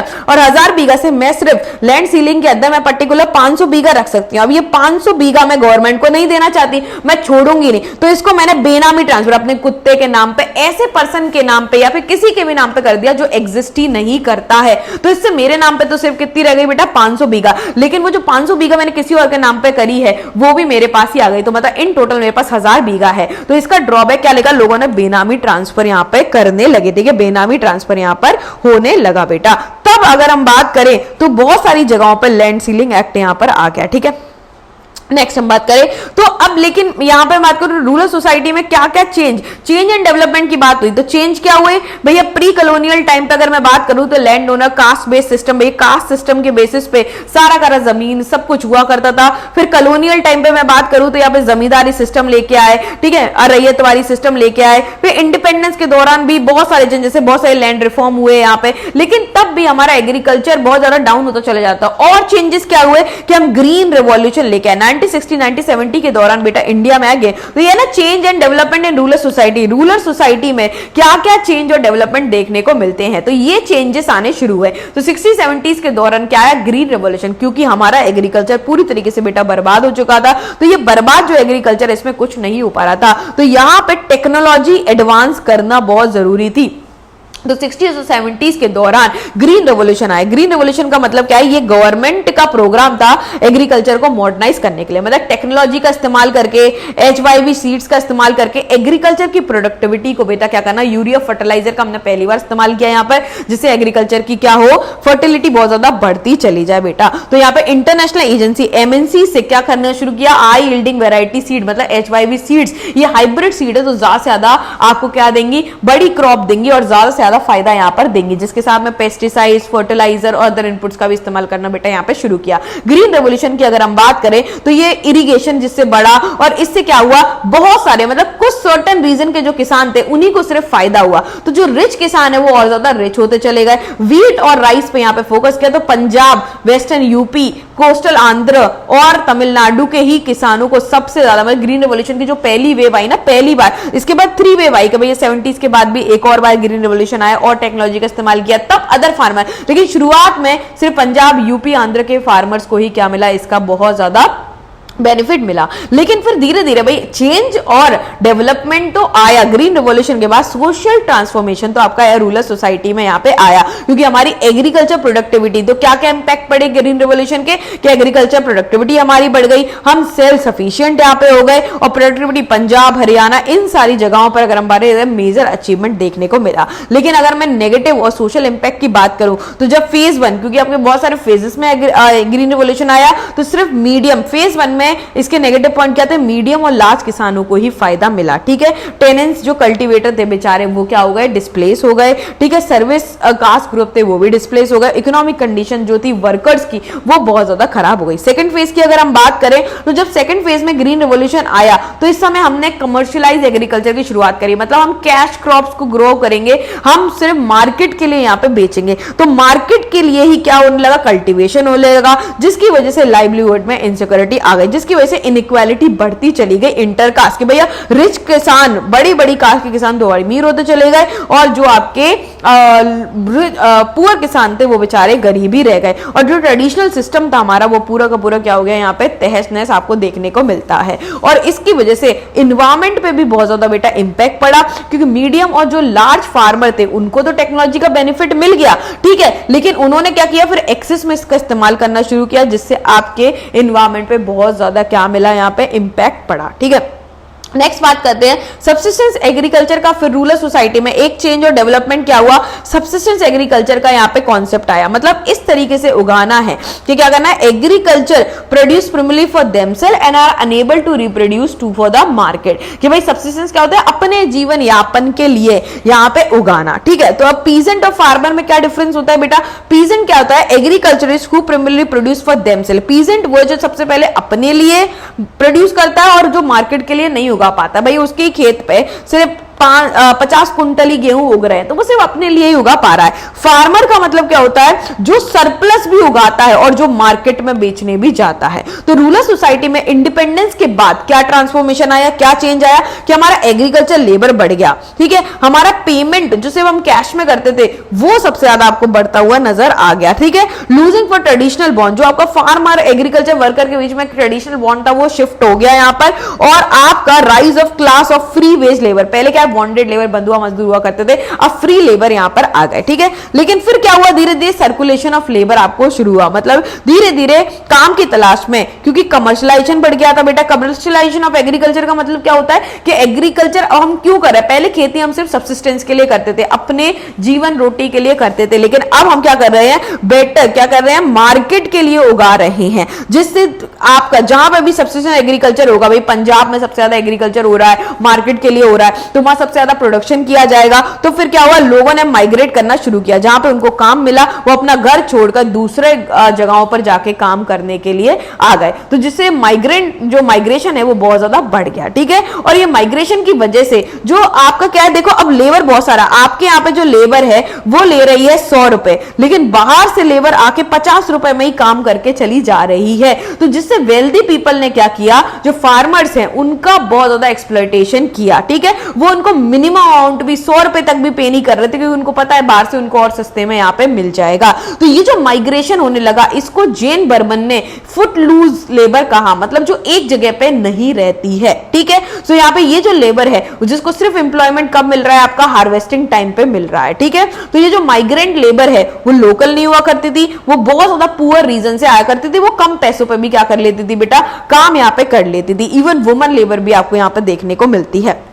लेकिन यहां पर फिर भी क्या हो रहा था, आपका एग्रीकल्चर बहुत डाउन जा रहा था, तब भी ग्रीन रेवोल्यूशन के बाद भी एग्रीकल्चर उठ नहीं पा रहा था, हमारा इतना ग्रोथ नहीं थी। जब 1991 में हम रूरल सोसाइटी में और ज्यादा बेटा चेंजेस लेके आए, चेंज क्या लेके आए हम रूरल सोसाइटी में, तो हम रूरल सोसाइटी में बेटा चेंज लेके आए 1991 में, इकोनॉमिक रिफॉर्म्स क्या लेके आए बेटा, इकोनॉमिक रिफॉर्म्स लेके आए, ग्लोबलाइजेशन, लिबरलाइजेशन और आपके अब प्राइवेटाइजेशन भी लेके आए, सॉरी प्राइवेटाइजेशन बेटा इंडस्ट्रीज में लेके आए। तो ग्लोबलाइजेशन और लिबरलाइजेशन का मतलब आपने बाहर से कुछ भी मंगाने पे छूट लगा दी और कुछ बेचने पे भी छूट कर दी, तो कुछ भी आप बेच सकते हो, खरीद सकते हो, तो ट्रेड बढ़ा। और ग्लोबलाइजेशन की वजह से हम बाहर से कनेक्ट हुए, तो हमारी सोसाइटी जो है वो कॉन्ट्रैक्ट फार्मिंग पे शिफ्ट हो गई कि भाई लिबरलाइजेशन से क्या हो गया, वर्ल्ड ट्रेड ऑर्गेनाइजेशन को फ्री इंटरनेशनल मार्केट में लिया, तो बहुत सारे फार्मर है जैसे कर्नाटका के, पंजाब के फार्मर है जो कॉन्ट्रैक्ट मल्टीनेशनल कंपनी जो बाहर की बड़ी बड़ी एमएनसीज है ना उनके साथ फिर कॉन्ट्रैक्ट। पहले क्या था बेटा, क्लोज इकोनॉमी था, लिबरलाइजेशन 1991 से पहले नहीं था,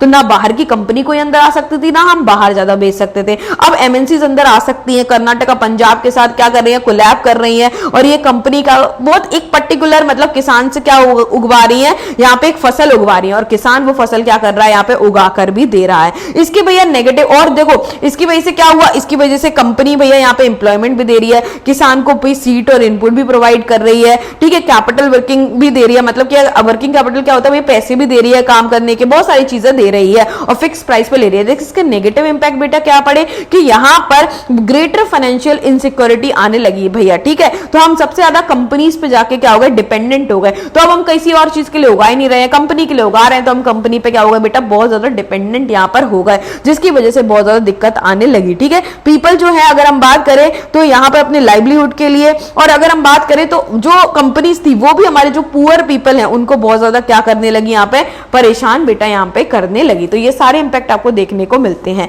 तो द एग्रीकल्चर जो आपके एक्सटेंशन एजेंट्स हैं वो क्या हुए, रिप्लेस बाय द फर्टिलाइजर और पेस्टिसाइड कंपनीज ने उनको क्या कर दिया, रिप्लेस यहाँ पे कर दिया। और यहाँ पे क्या हुआ कि भाई एक कंपनी से आपने बहुत महंगे में कोई भी चीज खरीदी है, लेकिन बाद में आपकी फसल नहीं चल पाई, कोई भी रेनफॉल नहीं हुआ, कुछ नहीं हुआ, तो आपके ऊपर कर्जा बढ़ता चला गया। ठीक है, यहाँ पे बहुत सारा डेट बढ़ता चला गया, जिसकी वजह से बेटा फार्मर सुसाइड जैसी दिक्कतें देखने को मिली कि बहुत सारे फार्मर्स ने क्या कर दिया, सुसाइड कमिट कर लिया। क्यों? क्योंकि वो अब दे ही नहीं पाते, उनकी क्रॉप अगर डिसीज से या एक्सेस रेनफॉल से या सूखे से क्या हो गई, खराब हो गई, और इसकी वजह से वो प्राइस पे नहीं कर पा रहे थे और वो डेट में फंसते चले गए। और इस डेट की वजह से उनको क्या था कि भैया वो यहां पर क्या करना पड़ा, उनको यहां पर उनको सुसाइड करनी पड़ी। नेक्स्ट है कि यही चेंज और डेवलपमेंट आपको इंडस्ट्रियल सोसाइटी में कैसे देखने को मिलता है। आपका नेक्स्ट चैप्टर है कि भैया कॉलोनियल टाइम पे हमारी इंडस्ट्रीज कैसी हुआ करती थी, इंडिपेंडेंस के दौरान कैसी इंडस्ट्रीज थी, और क्या क्या चेंज उस समय से आपके अगले समय तक आपको यहाँ पे देखने को मिलता है। तो इंडस्ट्रियलाइजेशन, अगर हम ब्रिटिशर्स की बात करें, ब्रिटिश एरा की बात करें, तो भैया 1850 में क्या आया था, आपका मशीन्स का इन्वेंशन हो गया था, मशीन आ गई थी, तो इंडस्ट्रियलाइजेशन आ गया था। तो जब इंडस्ट्रियलाइजेशन आ गया तो पूरे वर्ल्ड वाइड बहुत सारे सोशियोलॉजिस्ट हुए, जैसे कार्ल मार्क्स हुए हैं, मैक्स वेबर हुए हैं, दुर्कीम हुए हैं, इन्होंने इंडस्ट्रियलाइजेशन को समझाया है कि भैया इंडस्ट्रियलाइजेशन क्या है, कि जब इंडस्ट्रियलाइजेशन मशीन्स का इस्तेमाल करना शुरू हुआ तो वो अपने साथ अर्बनाइजेशन भी बेटा लेके आया। अर्बनाइजेशन मतलब कि शहर लेके आया, लेकिन इसकी एक दिक्कत थी, इंडस्ट्रियलाइजेशन की दिक्कत उन्होंने बताई है कि भैया जैसे इंडस्ट्रियलाइजेशन आया, लोगों का फेस टू फेस रिलेशनशिप ही, भाई लोग अपने काम में इतने व्यस्त हो गए कि उनका फेस टू फेस रिलेशनशिप भी क्या हो गया, खत्म हो गया। ठीक है, और इसी के साथ डिवीजन ऑफ लेबर आ गया, मतलब कि एक वर्कर अपने हिसाब का बस एक ही काम करेगा, दूसरा वर्कर को दूसरे तरीके का काम दे दिया, तो ये दोनों एक दूसरे के काम पे जान ही नहीं पाते, तो यह एलियनेशन हो गया। आपको एंड रिजल्ट पता ही नहीं है कि क्या आप बना रहे हो क्या है, और इंसान सिर्फ सर्वाइवल के लिए यहां पे काम कर रहा है, क्योंकि उसको अपनी रोजी रोटी चलानी है, तो सर्वाइवल, तो काम क्या हो गया भाई, इंसान एंजॉय नहीं कर रहा है, वो सर्वाइवल के लिए काम कर रहा है, लेकिन उसमें वो क्या कहते हैं, भैया ये अनएम्प्लॉयमेंट से तो बेटर ही है। लेकिन इंडस्ट्रियलाइजेशन का वो एक अच्छा इंपैक्ट भी बताते हैं कि इससे कास्ट डिस्क्रिमिनेशन क्या हो गया, खत्म हो गया। अब किसी भी कास्ट का कोई भी ट्रेन, बस, साइबर कैफे, कहीं पर भी कोई भी आपको किसी भी कास्ट का व्यक्ति मिल जाएगा। तो इंडस्ट्रियलाइजेशन के आने से अर्बनाइजेशन आया, मतलब शहरों का निर्माण हुआ, और शहरों से क्या हो गया, एक कास्ट डिस्क्रिमिनेशन खत्म हो आप देखने को मिलता है। फिर वो बताते हैं कि जो इंडस्ट्रियल सोसाइटी है, इंडस्ट्रियलाइजेशन है, डेवलप्ड कंट्री और डेवलपिंग कंट्री में बेटा आपको अलग अलग देखने को मिलती है। कि डेवलप्ड कंट्री में आपको सबसे ज्यादा लोग सर्विस सेक्टर में देखने को मिलते हैं, लेकिन आपको डेवलपिंग कंट्री, इंडिया जैसी कंट्री में आपको बहुत कम लोग सर्विस सेक्टर वगैरह में मिलते हैं। आपको सबसे ज्यादा लोग कहां एम्प्लॉयड मिलते हैं, प्राइमरी सेक्टर, एग्रीकल्चर में मिलते हैं, लेकिन ये नंबर धीरे धीरे घटता चला जा रहा है। और एक और चीज उन्होंने बताई कि इंडस्ट्रियलाइजेशन में क्या होता है बेटा, आपको डेवलप्ड कंट्री में ऑर्गेनाइज सेक्टर ज्यादा दिखता है। ऑर्गेनाइज सेक्टर क्या है, जो गवर्नमेंट के अंदर रजिस्टर है, जहां पे आपको जॉब सिक्योरिटी है, ठीक है, ट्रांसपेरेंट रिक्रूटमेंट हो रहा है, एम्प्लॉय 10 से ज्यादा नहीं रखे जा रहे हैं, ठीक है, और अगर वर्कर को कुछ भी हो रहा है तो रिड्रेसल रेमेडी मिल रही है। लेकिन डेवलपिंग कंट्री में आपको यहीं पे अनऑर्गेनाइज सेक्टर देखने को मिलता है। इनफॉर्मल सेक्टर मतलब क्या है, गवर्नमेंट के साथ कोई भी रजिस्टर्ड नहीं है, एम्प्लॉयज को प्रॉपर सैलरी, वेज, पेंशन कुछ भी नहीं मिल रहा है, उसको जॉब सिक्योरिटी भी नहीं है। तो यहां पर ऐसा है। तो इंडिया की बात करें तो आपको देखो इंडस्ट्रियलाइजेशन में आपको क्या मिलता है भाई, कई जगह पे कैपिटलिज्म है, कॉलोनियल टाइम पे ब्रिटिशर्स कैपिटलिज्म लेके आए, मतलब प्राइवेट प्रॉपर्टी, प्राइवेट ओनरशिप और सोशलिज्म होता है। तो इंडिया ने क्या हुआ, क्योंकि इंडिया बहुत ज्यादा परेशान हो गया। अगर देखो change and development industrial society की बात करें ना, तो ब्रिटिशर्स के दौरान हम क्या कर रहे थे, ब्रिटिशर्स के दौरान सबसे पहले तो हमारी हैंडलूम इंडस्ट्रीज वगैरह बंद हो गई।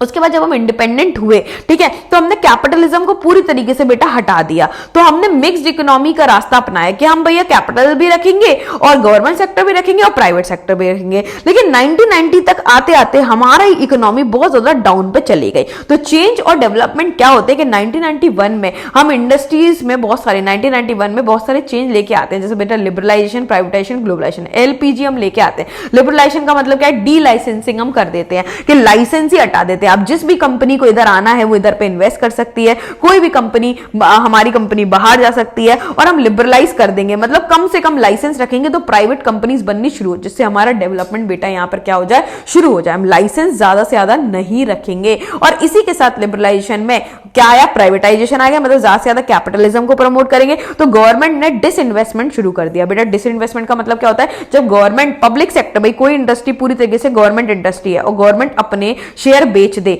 तो प्राइवेट ओनर यहाँ पे शेयर खरीद लेगा, इसी को डिसइन्वेस्टमेंट कहते हैं भैया। मतलब गवर्नमेंट जब अपने शेयर बेचने शुरू कर दिए, सारी कंपनीज क्या होने लगे, प्राइवेट होने लगे। तो अगर हम बात करें इंडस्ट्रियल सोसाइटी में और क्या चेंजेस है, जॉब ढूंढने के तरीके में। पहले क्या होता था, पर्सनल बात से जॉब मिल जाया करती थी, ठीक है भैया, मतलब किसी ने किसी की सिफारिश लगा दी। लेकिन धीरे धीरे फिर एडवर्टाइजमेंट होने लगा, फिर एम्प्लॉयमेंट एक्सचेंज बन गई, मतलब जो जॉब दिलाएंगे, इस तरीके से जॉब का रिक्रूटमेंट भी धीरे धीरे बदल गया, ठीक है। अगर हम बात करें बदली वर्कर्स यहां पर आ गए, कॉन्ट्रैक्ट वर्क होने लगा ऑर्गेनाइज सेक्टर में, ठीक है। तो पहले क्या थे, लोग बंधुआ मजदूर बना लिया करते थे किसी को, लेकिन धीरे धीरे वर्कर क्या है, फ्री लेबर की यहां पे बात हो गई। बदली वर्कर्स का सब्स्टिट्यूट आ गया रेगुलर और परमानेंट। भाई किसी का अगर कोई परमानेंट वर्कर है, उसकी जगह उन्होंने बदली वर्कर बनाने शुरू कर दिया, मतलब पर्टिकुलर टाइम के लिए क्या है, एक वर्कर को क्या कर लिया जाएगा बेटा, रख लिया जाएगा। और इसी के साथ में एक और चेंज आ जाता है, वो क्या आता है, कॉन्ट्रैक्ट सिस्टम यहां पर आ गया। कॉन्ट्रैक्ट सिस्टम क्या है कि कैजुअल वर्कर को क्या किया जाएगा, हायर किया जाएगा पर्टिकुलर कॉन्ट्रैक्ट पे पर्टिकुलर टाइम के लिए, और जब उसकी नीड नहीं है तो फिर उसको नहीं रखा जाएगा। इस तरीके से ये क्या हुआ, कॉन्ट्रैक्ट सिस्टम यहां पर आ गया बेटा। इसके बाद क्या बात करें कि कैसे वर्क पूरा का पूरा हो रहा था, मतलब अगर हम बात करें इंडस्ट्रियल सोसाइटी कैसे कैसे चेंज हुई। शुरुआत में जो मैनेजर है वो सारे वर्कर्स पे कंट्रोल रखता था, ठीक है, वो सारा काम करवाया करता था। लेकिन धीरे धीरे जैसे जैसे इंडस्ट्रियल सोसाइटी बेटा ग्रो करनी शुरू की, यहां पर साइंटिफिक मैनेजमेंट आ गया, मतलब टेलरिज्म। यहां पर फ्रेडरिक विंसलो टेलर हैं जिन्होंने साइंटिफिक मैनेजमेंट 1890 में लेके आए। इसका मतलब क्या है, स्टॉप वॉच के थ्रू, साइंस के थ्रू, वॉच से लोगों के ऊपर क्या रखी रहेगी, वर्कर के ऊपर नजर रखी जाएगी, और इसी से वो क्या करेंगे बेटा, काम करेंगे। और इसी के साथ असेंबली लाइन प्रोडक्शन आ गया, मतलब यहाँ असेंबली चेन में लोगों पूरे वर्कर्स को क्या किया जाएगा, बिठाया जाएगा।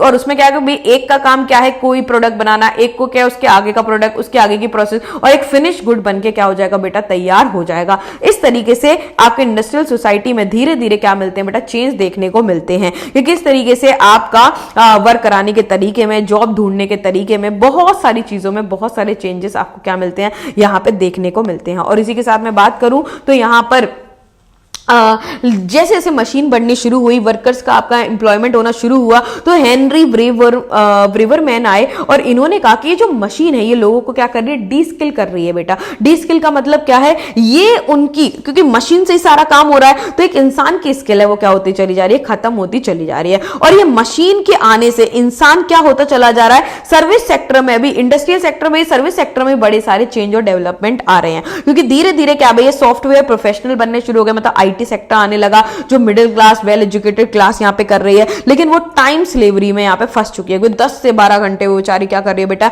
यहां पे जॉब कर रही है, ओवरनाइट जॉब की जा रही है, लॉन्ग लॉन्ग आवर पे काम किया जा रहा है। तो जिससे क्या हो रहा है भैया, इंसान क्या हो गया है, गुलाम हो गया है एक तरीके से टाइम का। और ये सिर्फ आपका सर्विस सेक्टर में ही नहीं है, मतलब ये चेंज सिर्फ सर्विस सेक्टर में नहीं आए, आप वर्कर्स, कोल माइनर्स को देख लो, तो यहां पे सब कॉन्ट्रैक्टिंग सिस्टम चालू हो गया। सब कॉन्ट्रैक्टिंग मतलब क्या, एक प्रॉपर कॉन्ट्रैक्ट वर्कर के साथ नहीं किया जाएगा। और ऐसा क्यों नहीं किया जाता था, जिससे एक्सीडेंट और आपके बेनिफिट किसी को भी, मतलब एक्सीडेंट की जिम्मेदारी और बेनिफिट देने की जिम्मेदारी कॉन्ट्रैक्टर के ऊपर ना आए। तो यहां पे जैसे जैसे इंडस्ट्रियल ग्रोथ होने लगी, यहां पे कई सारी चीजें बदली। पहले भाई कॉन्ट्रैक्ट सिस्टम चलता था, प्रॉपर एक कॉन्ट्रैक्ट के थ्रू रखा जाता था, लेकिन फिर बाद में क्या हुआ, उसमें भी झोल होने लगे। लेकिन बाद में तो और सब कॉन्ट्रैक्टिंग आ गई। भाई सब कॉन्ट्रैक्टिंग मतलब कि यहां पर आधा अधूरा कॉन्ट्रैक्ट किया जाएगा, भाई एक्सीडेंट बेनिफिट की जिम्मेदारी नहीं की जाएगी, जिसकी वजह से जो कोल माइनर है बेटा, उन्होंने कई सारी समस्याएं यहां पर फेस की है। जैसे अगर फ्लड आ जाए भैया, अगर आप अंदर गए हो, फ्लड आ गया, कोलैप्स हो गई रूफ, फायर हो गई, गैस कोई निकल गई, ठीक है,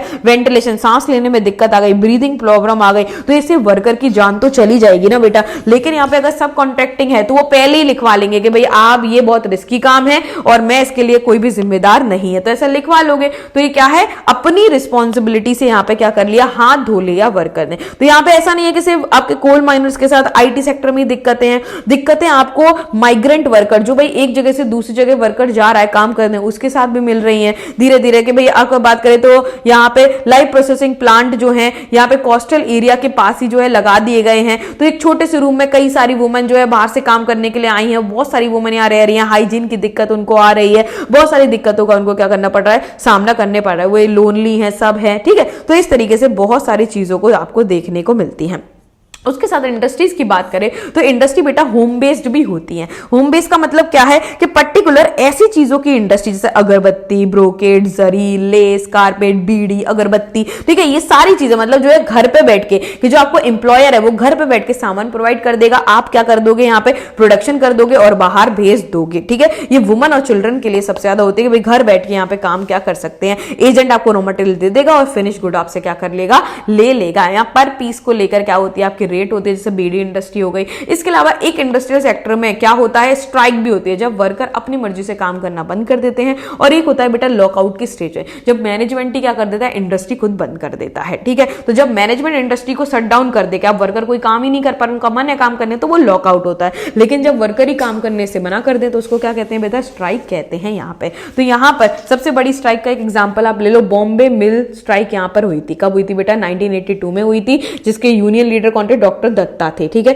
2 साल तक ये स्ट्राइक चली थी। किस लिए चली थी कि भैया उनके थोड़े वेजेस बढ़ा दिए जाए और उनको कुछ राइट्स दे दिए जाएं, ठीक है। फिर यहाँ पर कैपिटलिज्म क्या होता है, प्रॉफिट के लिए होता है। अभी हम ये सारा कॉन्सेप्ट पढ़ चुके हैं, इसी के साथ ये चैप्टर भी कंप्लीट होता है। लास्ट चैप्टर बेटा आपका आता है सोशल मूवमेंट, कि भैया धीरे धीरे आपको हर जगह पर अगर किसी इंसान के साथ कुछ गलत हो रहा है बेटा, अगर कोई भी इंसान जो है वो उसके राइट्स, उसकी चीजें फुलफिल नहीं हो रही है, तो यहाँ सोशल मूवमेंट, आपको सामाजिक मूवमेंट, हर सोसाइटी में आपको कोई ना कोई बेटा मूवमेंट देखने को क्या मिलेगा, यहाँ पर मिलता है। तो सोशल मूवमेंट का मतलब क्या होता है कि बेसिकली यहाँ पे एक पर्टिकुलर ग्रुप ऑफ पीपल अपनी मांगों के लिए क्या करने लगे, एक मूवमेंट करने लगे। तो अगर मैं फीचर की बात करूँ कि सोशल मूवमेंट कैसे होगा, तो इसके फीचर क्या है कि सबसे पहले तो कलेक्टिव एक्शन होना चाहिए, बहुत सारे लोग साथ में मिलके क्या करना चाहिए, आना चाहिए, और वो स्टेट के अगेंस्ट, मतलब किसी अथॉरिटी, गवर्नमेंट के अगेंस्ट होने चाहिए, किसी एक पब्लिक इशू पे होना चाहिए। सोशल मूवमेंट कब बनेगा भैया, अगर आप अपने लिए ही काम करने के लिए बोल रहे हो तो वो तो आपका प्राइवेट हो जाएगा ना, मतलब आप सेल्फ इंटरेस्ट के लिए। लेकिन नहीं, सोशल मूवमेंट में पब्लिक इशू होना चाहिए, मतलब कि एक सोशल, एक तरीके से सोसाइटी का कोई बड़ा मुद्दा होना चाहिए, और इसमें एक लीडर होना चाहिए, मतलब ऑर्गेनाइजेशन होना चाहिए, लोग होने चाहिए जिसमें एक लीडर होना चाहिए जो लीड करे, और उसका पूरा एक स्ट्रक्चर यहाँ पे होना चाहिए, जिनका एक मतलब सबकी अपनी एक विचारधारा, आइडियोलॉजी होनी चाहिए और ऑब्जेक्टिव होना चाहिए, ठीक है। और एक तरीके से हम बात करें तो यहाँ पे develop distinct mode of protest के, भाई अलग अलग तरीके हो सकते हैं प्रोटेस्ट के, और इसमें काउंटर मूवमेंट भी होते हैं। काउंटर मूवमेंट का मतलब क्या है कि समटाइम्स, ठीक है, arise in defence and queue. For example when Raja Raghuvan Roy campaign sati and perform Brahmo Samaj, defender of sati from the Dharma Sabha and petition the British not to legislate the sati. तो बेसिकली क्या होता है, एक होता है मूवमेंट कि भाई पर्टिकुलर मुझे लग रहा है कि बहुत ज्यादा मतलब फेमिनिज्म के खिलाफ, कि भैया यहाँ वुमन के साथ बहुत ज्यादा गलत हो रहा है, जैसे कि अगर वुमेन को पर्टिकुलर कोई चीज नहीं दी जा रही है, लेकिन उसी साइड से कुछ वुमेन कर दे कि नहीं हमारे साथ कुछ भी गलत नहीं हो रहा, हम तो खुश है, तो ये काउंटर मूवमेंट है। तो भैया जब राजा राममोहन रॉय ने सती को लेकर बेटा जब मूवमेंट किया था कि भैया ये वुमेन के साथ गलत हो रहा है, तो बहुत सारे स्टीरियोटिपिकल लोगों ने उसके ही खिलाफ मूवमेंट कर दिया था कि नहीं कुछ गलत नहीं हो रहा, ये हमारे नॉर्म्स है। इसी को हम क्या कहते हैं बेटा, काउंटर मूवमेंट कहते हैं। सोशल चेंज और सोशल मूवमेंट क्या होता है बेटा, तो सोशल चेंज का मतलब है कि कंटिन्यूअसली सोसाइटी में जब धीरे धीरे कोई बदलाव आते हैं, संस्कृताइजेशन, वेस्टर्नाइजेशन, इसको भाई सोच में बदलाव आ रहा है, लोग डिफरेंस रिलीजन को चेंज करते हैं, तो ये समाज में बदलाव जब आता है कंटिन्यूअस प्रोसेस के थ्रू, सोशल चेंज कहते हैं। सोशल मूवमेंट का मतलब क्या है, बदलाव लाने के लिए जब लोग साथ में खड़े हो जाते हैं, ठीक है। तो सोशल मूवमेंट को लेकर कई सारी थ्योरीज भी आई हैं, जैसे थ्योरी ऑफ रिलेटिव डेप्रिविएशन आ गया बेटा, लॉजिक ऑफ कलेक्शन एक्शन, या फिर रिसोर्स मोबिलाइजेशन थ्योरी आई। ये क्या है भैया, तो आपका रिलेटिव डेप्रिसिएशन थ्योरी क्या है कि social conflict arise when a social group feel that it is worse off than other around it. तो बेसिकली कि एक सोशल मूवमेंट कब बनता है, तो आपका रिलेटिव डेप्रिविएशन की थ्योरी ये है कि जब उनको लगता है कि किसी और दो ग्रुप है, एक ग्रुप को लगता है कि भाई इस ग्रुप से भी हमारी कंडीशन बहुत ज्यादा वर्स दिख रही है, तब आपको रिलेटिव डेप्रिसिएशन दिखता है। यहाँ पे क्या है, साइकोलॉजिकल फैक्टर ज्यादा होते हैं कि भाई आपको रिसेंटमेंट या रेज, गुस्सा आ रहा होता है, या आपको लग रहा था यार क्या है हमारे ग्रुप को तो हमें तो कुछ मिल ही नहीं रहा, ठीक है। तो limitation of this theory are while perception of depreciation may be necessary condition for collective. तो यहाँ की इसकी क्या है कि भैया यहाँ पे इसका एक लिमिटेशन भी आ गई कि आपको जब तक कोई फीलिंग नहीं होगी ऐसी डेप्रिविएशन की कि आपको अलग से क्या हो रहा है कि आप तो अलग ही थे, आपके ग्रुप को बिल्कुल ढंग से ट्रीट नहीं किया जा रहा है, तब तक ये आप नहीं कर सकते। सेकंड सोशल मूवमेंट की थ्योरी ये लोगों ने दी, क्यों होते हैं सोशल मूवमेंट, कि आपका कलेक्शन एक्शन होता है। ये क्या है, कि आपका मैंक्योर ओल्सलिन की एक बुक है जिसमें लॉजिक ऑफ कलेक्टिव एक्शन उन्होंने कहा हुआ है कि यहाँ पे क्या होता है, social movement is an aggression of rational individual actor pursuing their self interest. तो बेसिकली वो कहते हैं कि यहाँ पर अपने इंटरेस्ट को पूरा करने के लिए लोग क्या होते हैं, साथ में कलेक्ट होते हैं और वो क्या है, एग्रेशन दिखाना शुरू करते हैं। तो जो लोग साथ में, मतलब कलेक्टिव एक्शन का मतलब है जिन लोगों का सेम गोल होता है कि भाई सबको रिजर्वेशन, भाई गुर्जर में गुर्जर हो गया या कोई भी ग्रुप हो गया, जैसे अभी गुर्जर्स का ही मूवमेंट चला हुआ था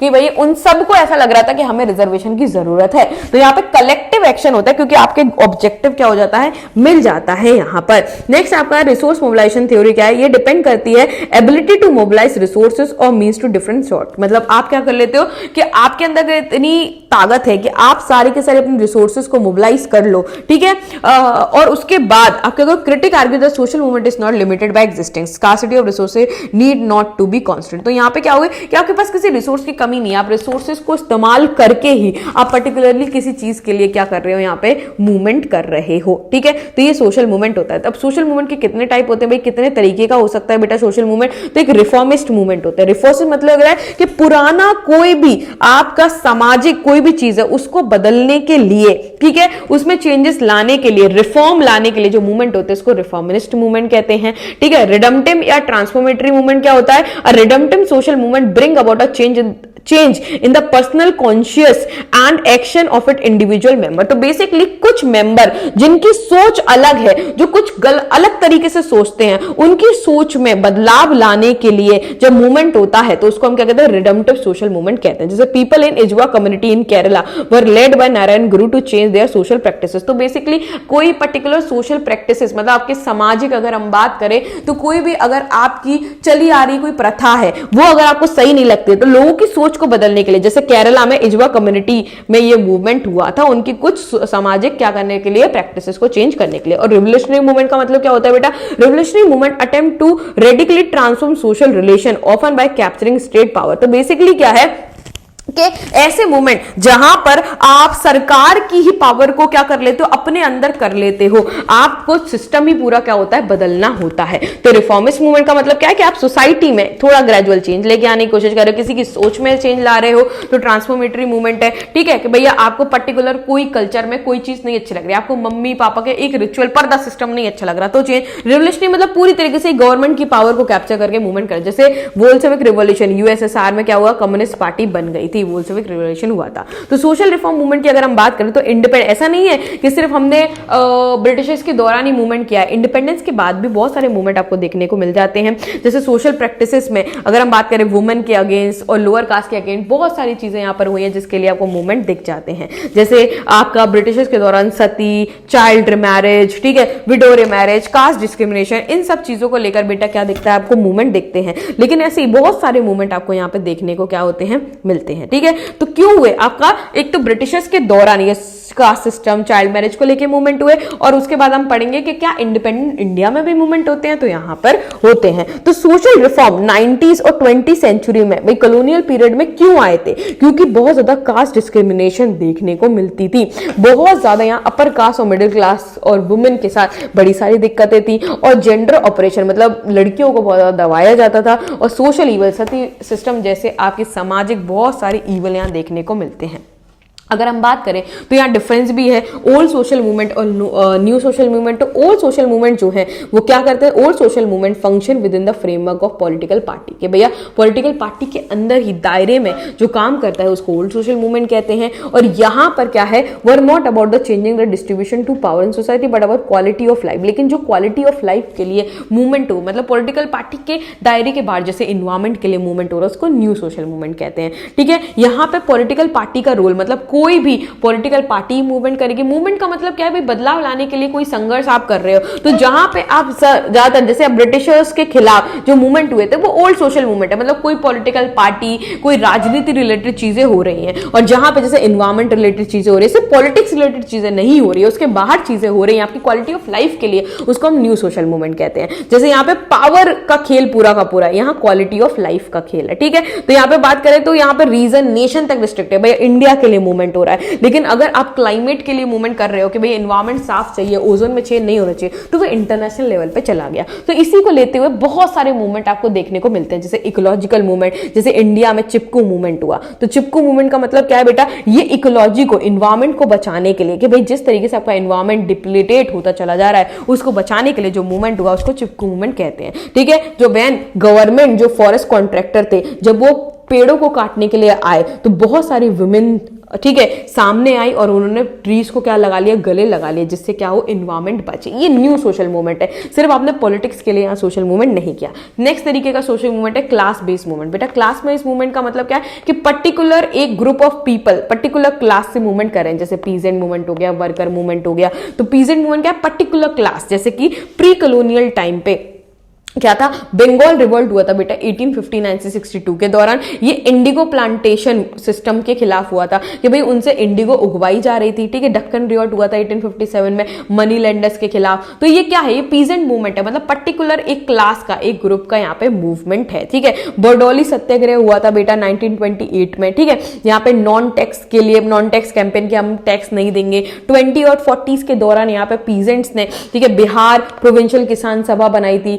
1936 में बेटा ऑल इंडिया किसान सभा बनी हुई थी। तो यहाँ पे फ्रीडम के लिए भी क्लास के जो आपके पीजेंट्स है, जो एक क्लास है पर्टिकुलर, उसके एक्सप्लॉयटेशन के खिलाफ यहाँ पर क्या हुए थे, मूवमेंट हुए थे। और ऐसा नहीं है कि सिर्फ ये ब्रिटिशर्स के दौरान हुए, हमें तो दोनों टाइम पढ़ना। क्या इंडिपेंडेंस के बाद भी मूवमेंट हुए? तो यस बेटा, यहाँ पे इंडिपेंडेंस के दौरान भी, के बाद भी आपको मूवमेंट देख रहे हैं। जैसे तेभागा मूवमेंट 1946-47 में हुआ था। तेलंगाना मूवमेंट आपको 46 और 51 के दौरान मिलता है। न्यू फार्मर मूवमेंट भी आपको देखने को मिलता है। ऐसा नहीं है कि भैया आपका सिर्फ इंडिपेंडेंस के बाद बहुत लंबे समय पर भी मूवमेंट हुए, जैसे 1970s में आपको पंजाब और तमिलनाडु में मूवमेंट मिलता है। ठीक है, ये रीजनली ऑर्गेनाइज मूवमेंट है, नॉन पार्टी मूवमेंट थे, मतलब ऐसा नहीं है कि किसी पार्टी ने किए थे, किसानों ने ही मिलकर यहाँ पे किए हुए थे। क्यों किए थे भैया? स्टेट और एंटी अर्बनाइजेशन, कि भैया ये जैसे जैसे शहरीकरण बढ़ता चला जा रहा है, स्टेट की पावर बढ़ती चली जाती है, गवर्नमेंट की पावर बढ़ती चली जा रही है, वैसे वैसे क्या होता चला रहा है, यहाँ पर किसानों को बहुत ज्यादा चीजें जो है सही से नहीं मिल रही है। तो यहाँ डिमांड क्या थी? प्राइस रिलेटेड इशू थे भैया, उनको सही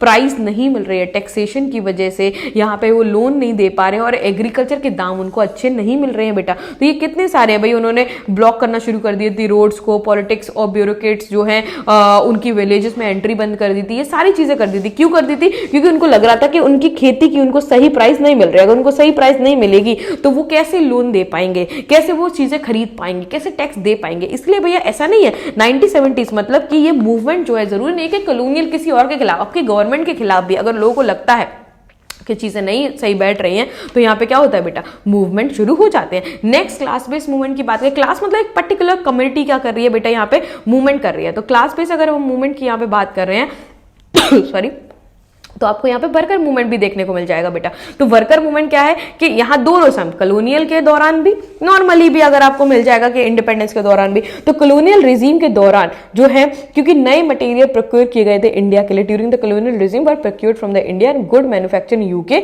वर मार्केटेड टू द कॉलोनी।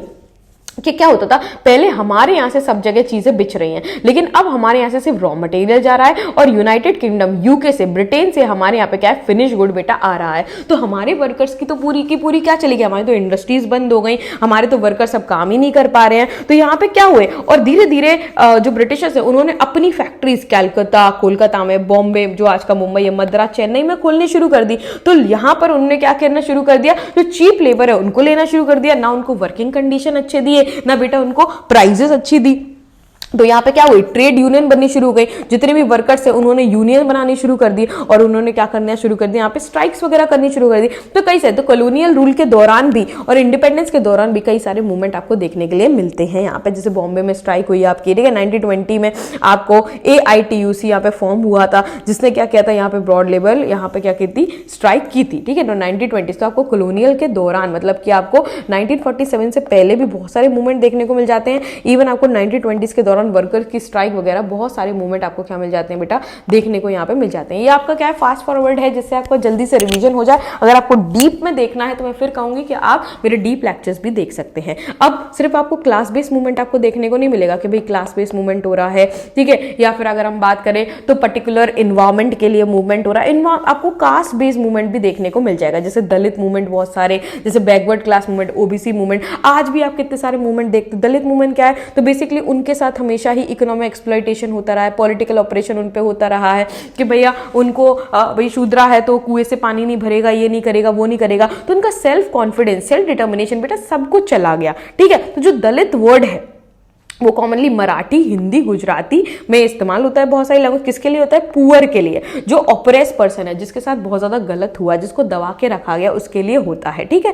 तो यहाँ पे क्या एग्जाम्पल, जैसे सतनामी मूवमेंट हुआ, जो चमार थे छत्तीसगढ़ के, उन्होंने किया, ठीक है, छत्तीसगढ़ के चमार्स ने यहाँ पे मूवमेंट किया। माहर मूवमेंट हुआ महाराष्ट्र में, ठीक है। आदि धर्म मूवमेंट पंजाब में हुआ, ये सब। और ऐसा नहीं है, बैकवर्ड क्लासेस के भी मूवमेंट बहुत सारे हुए धीरे धीरे, कॉलोनियल टाइम पे भी और पोस्ट कॉलोनियल टाइम पे भी बहुत सारे मूवमेंट आपको क्या कहते हैं यहाँ पे देखने को मिलते हैं, ठीक है। अपर कास्ट का रिस्पॉन्स अगर हम बात करें तो जैसे जैसे दलित मूवमेंट बढ़ने शुरू हुए तो यहाँ पे अपर कास्ट भी क्या करने लगी, धीरे धीरे क्या हुआ, upper caste that they are being given short drift, the government does not pay any heat to them because they are numerically significant. तो भैया यहाँ पे अगर हम बात करें तो यहाँ पे अपर कास्ट ने भी बहुत सारी बातें उठाई, लेकिन फिर वही है कि भाई गवर्नमेंट ने यहाँ पे रिजर्वेशन वगैरह भी यहाँ पे दिया। नेक्स्ट अगर बात करें तो कुछ और मूवमेंट होते हैं, जैसे ट्राइबल मूवमेंट की बात करें। ट्राइबल मूवमेंट के मतलब क्या है, हमारे इंडिया में जैसे नॉर्थ ईस्ट वाला पूरा पार्ट हो गया, मध्य प्रदेश हो गया, छत्तीसगढ़ हो गया, ये सब क्या है बेटा, ट्राइबल बेल्ट है, मिडिल इंडिया आपका हो गया, जहां पे कौन रहते, संथाल, होस, ओरन, मुंडास, छोटा नागपुर वाले में। तो ये सब क्या है, ये सारे हैं ट्राइबल पीपल। तो इन्होंने भी कई सारे मूवमेंट किए। जैसे झारखंड अगर हम बात करें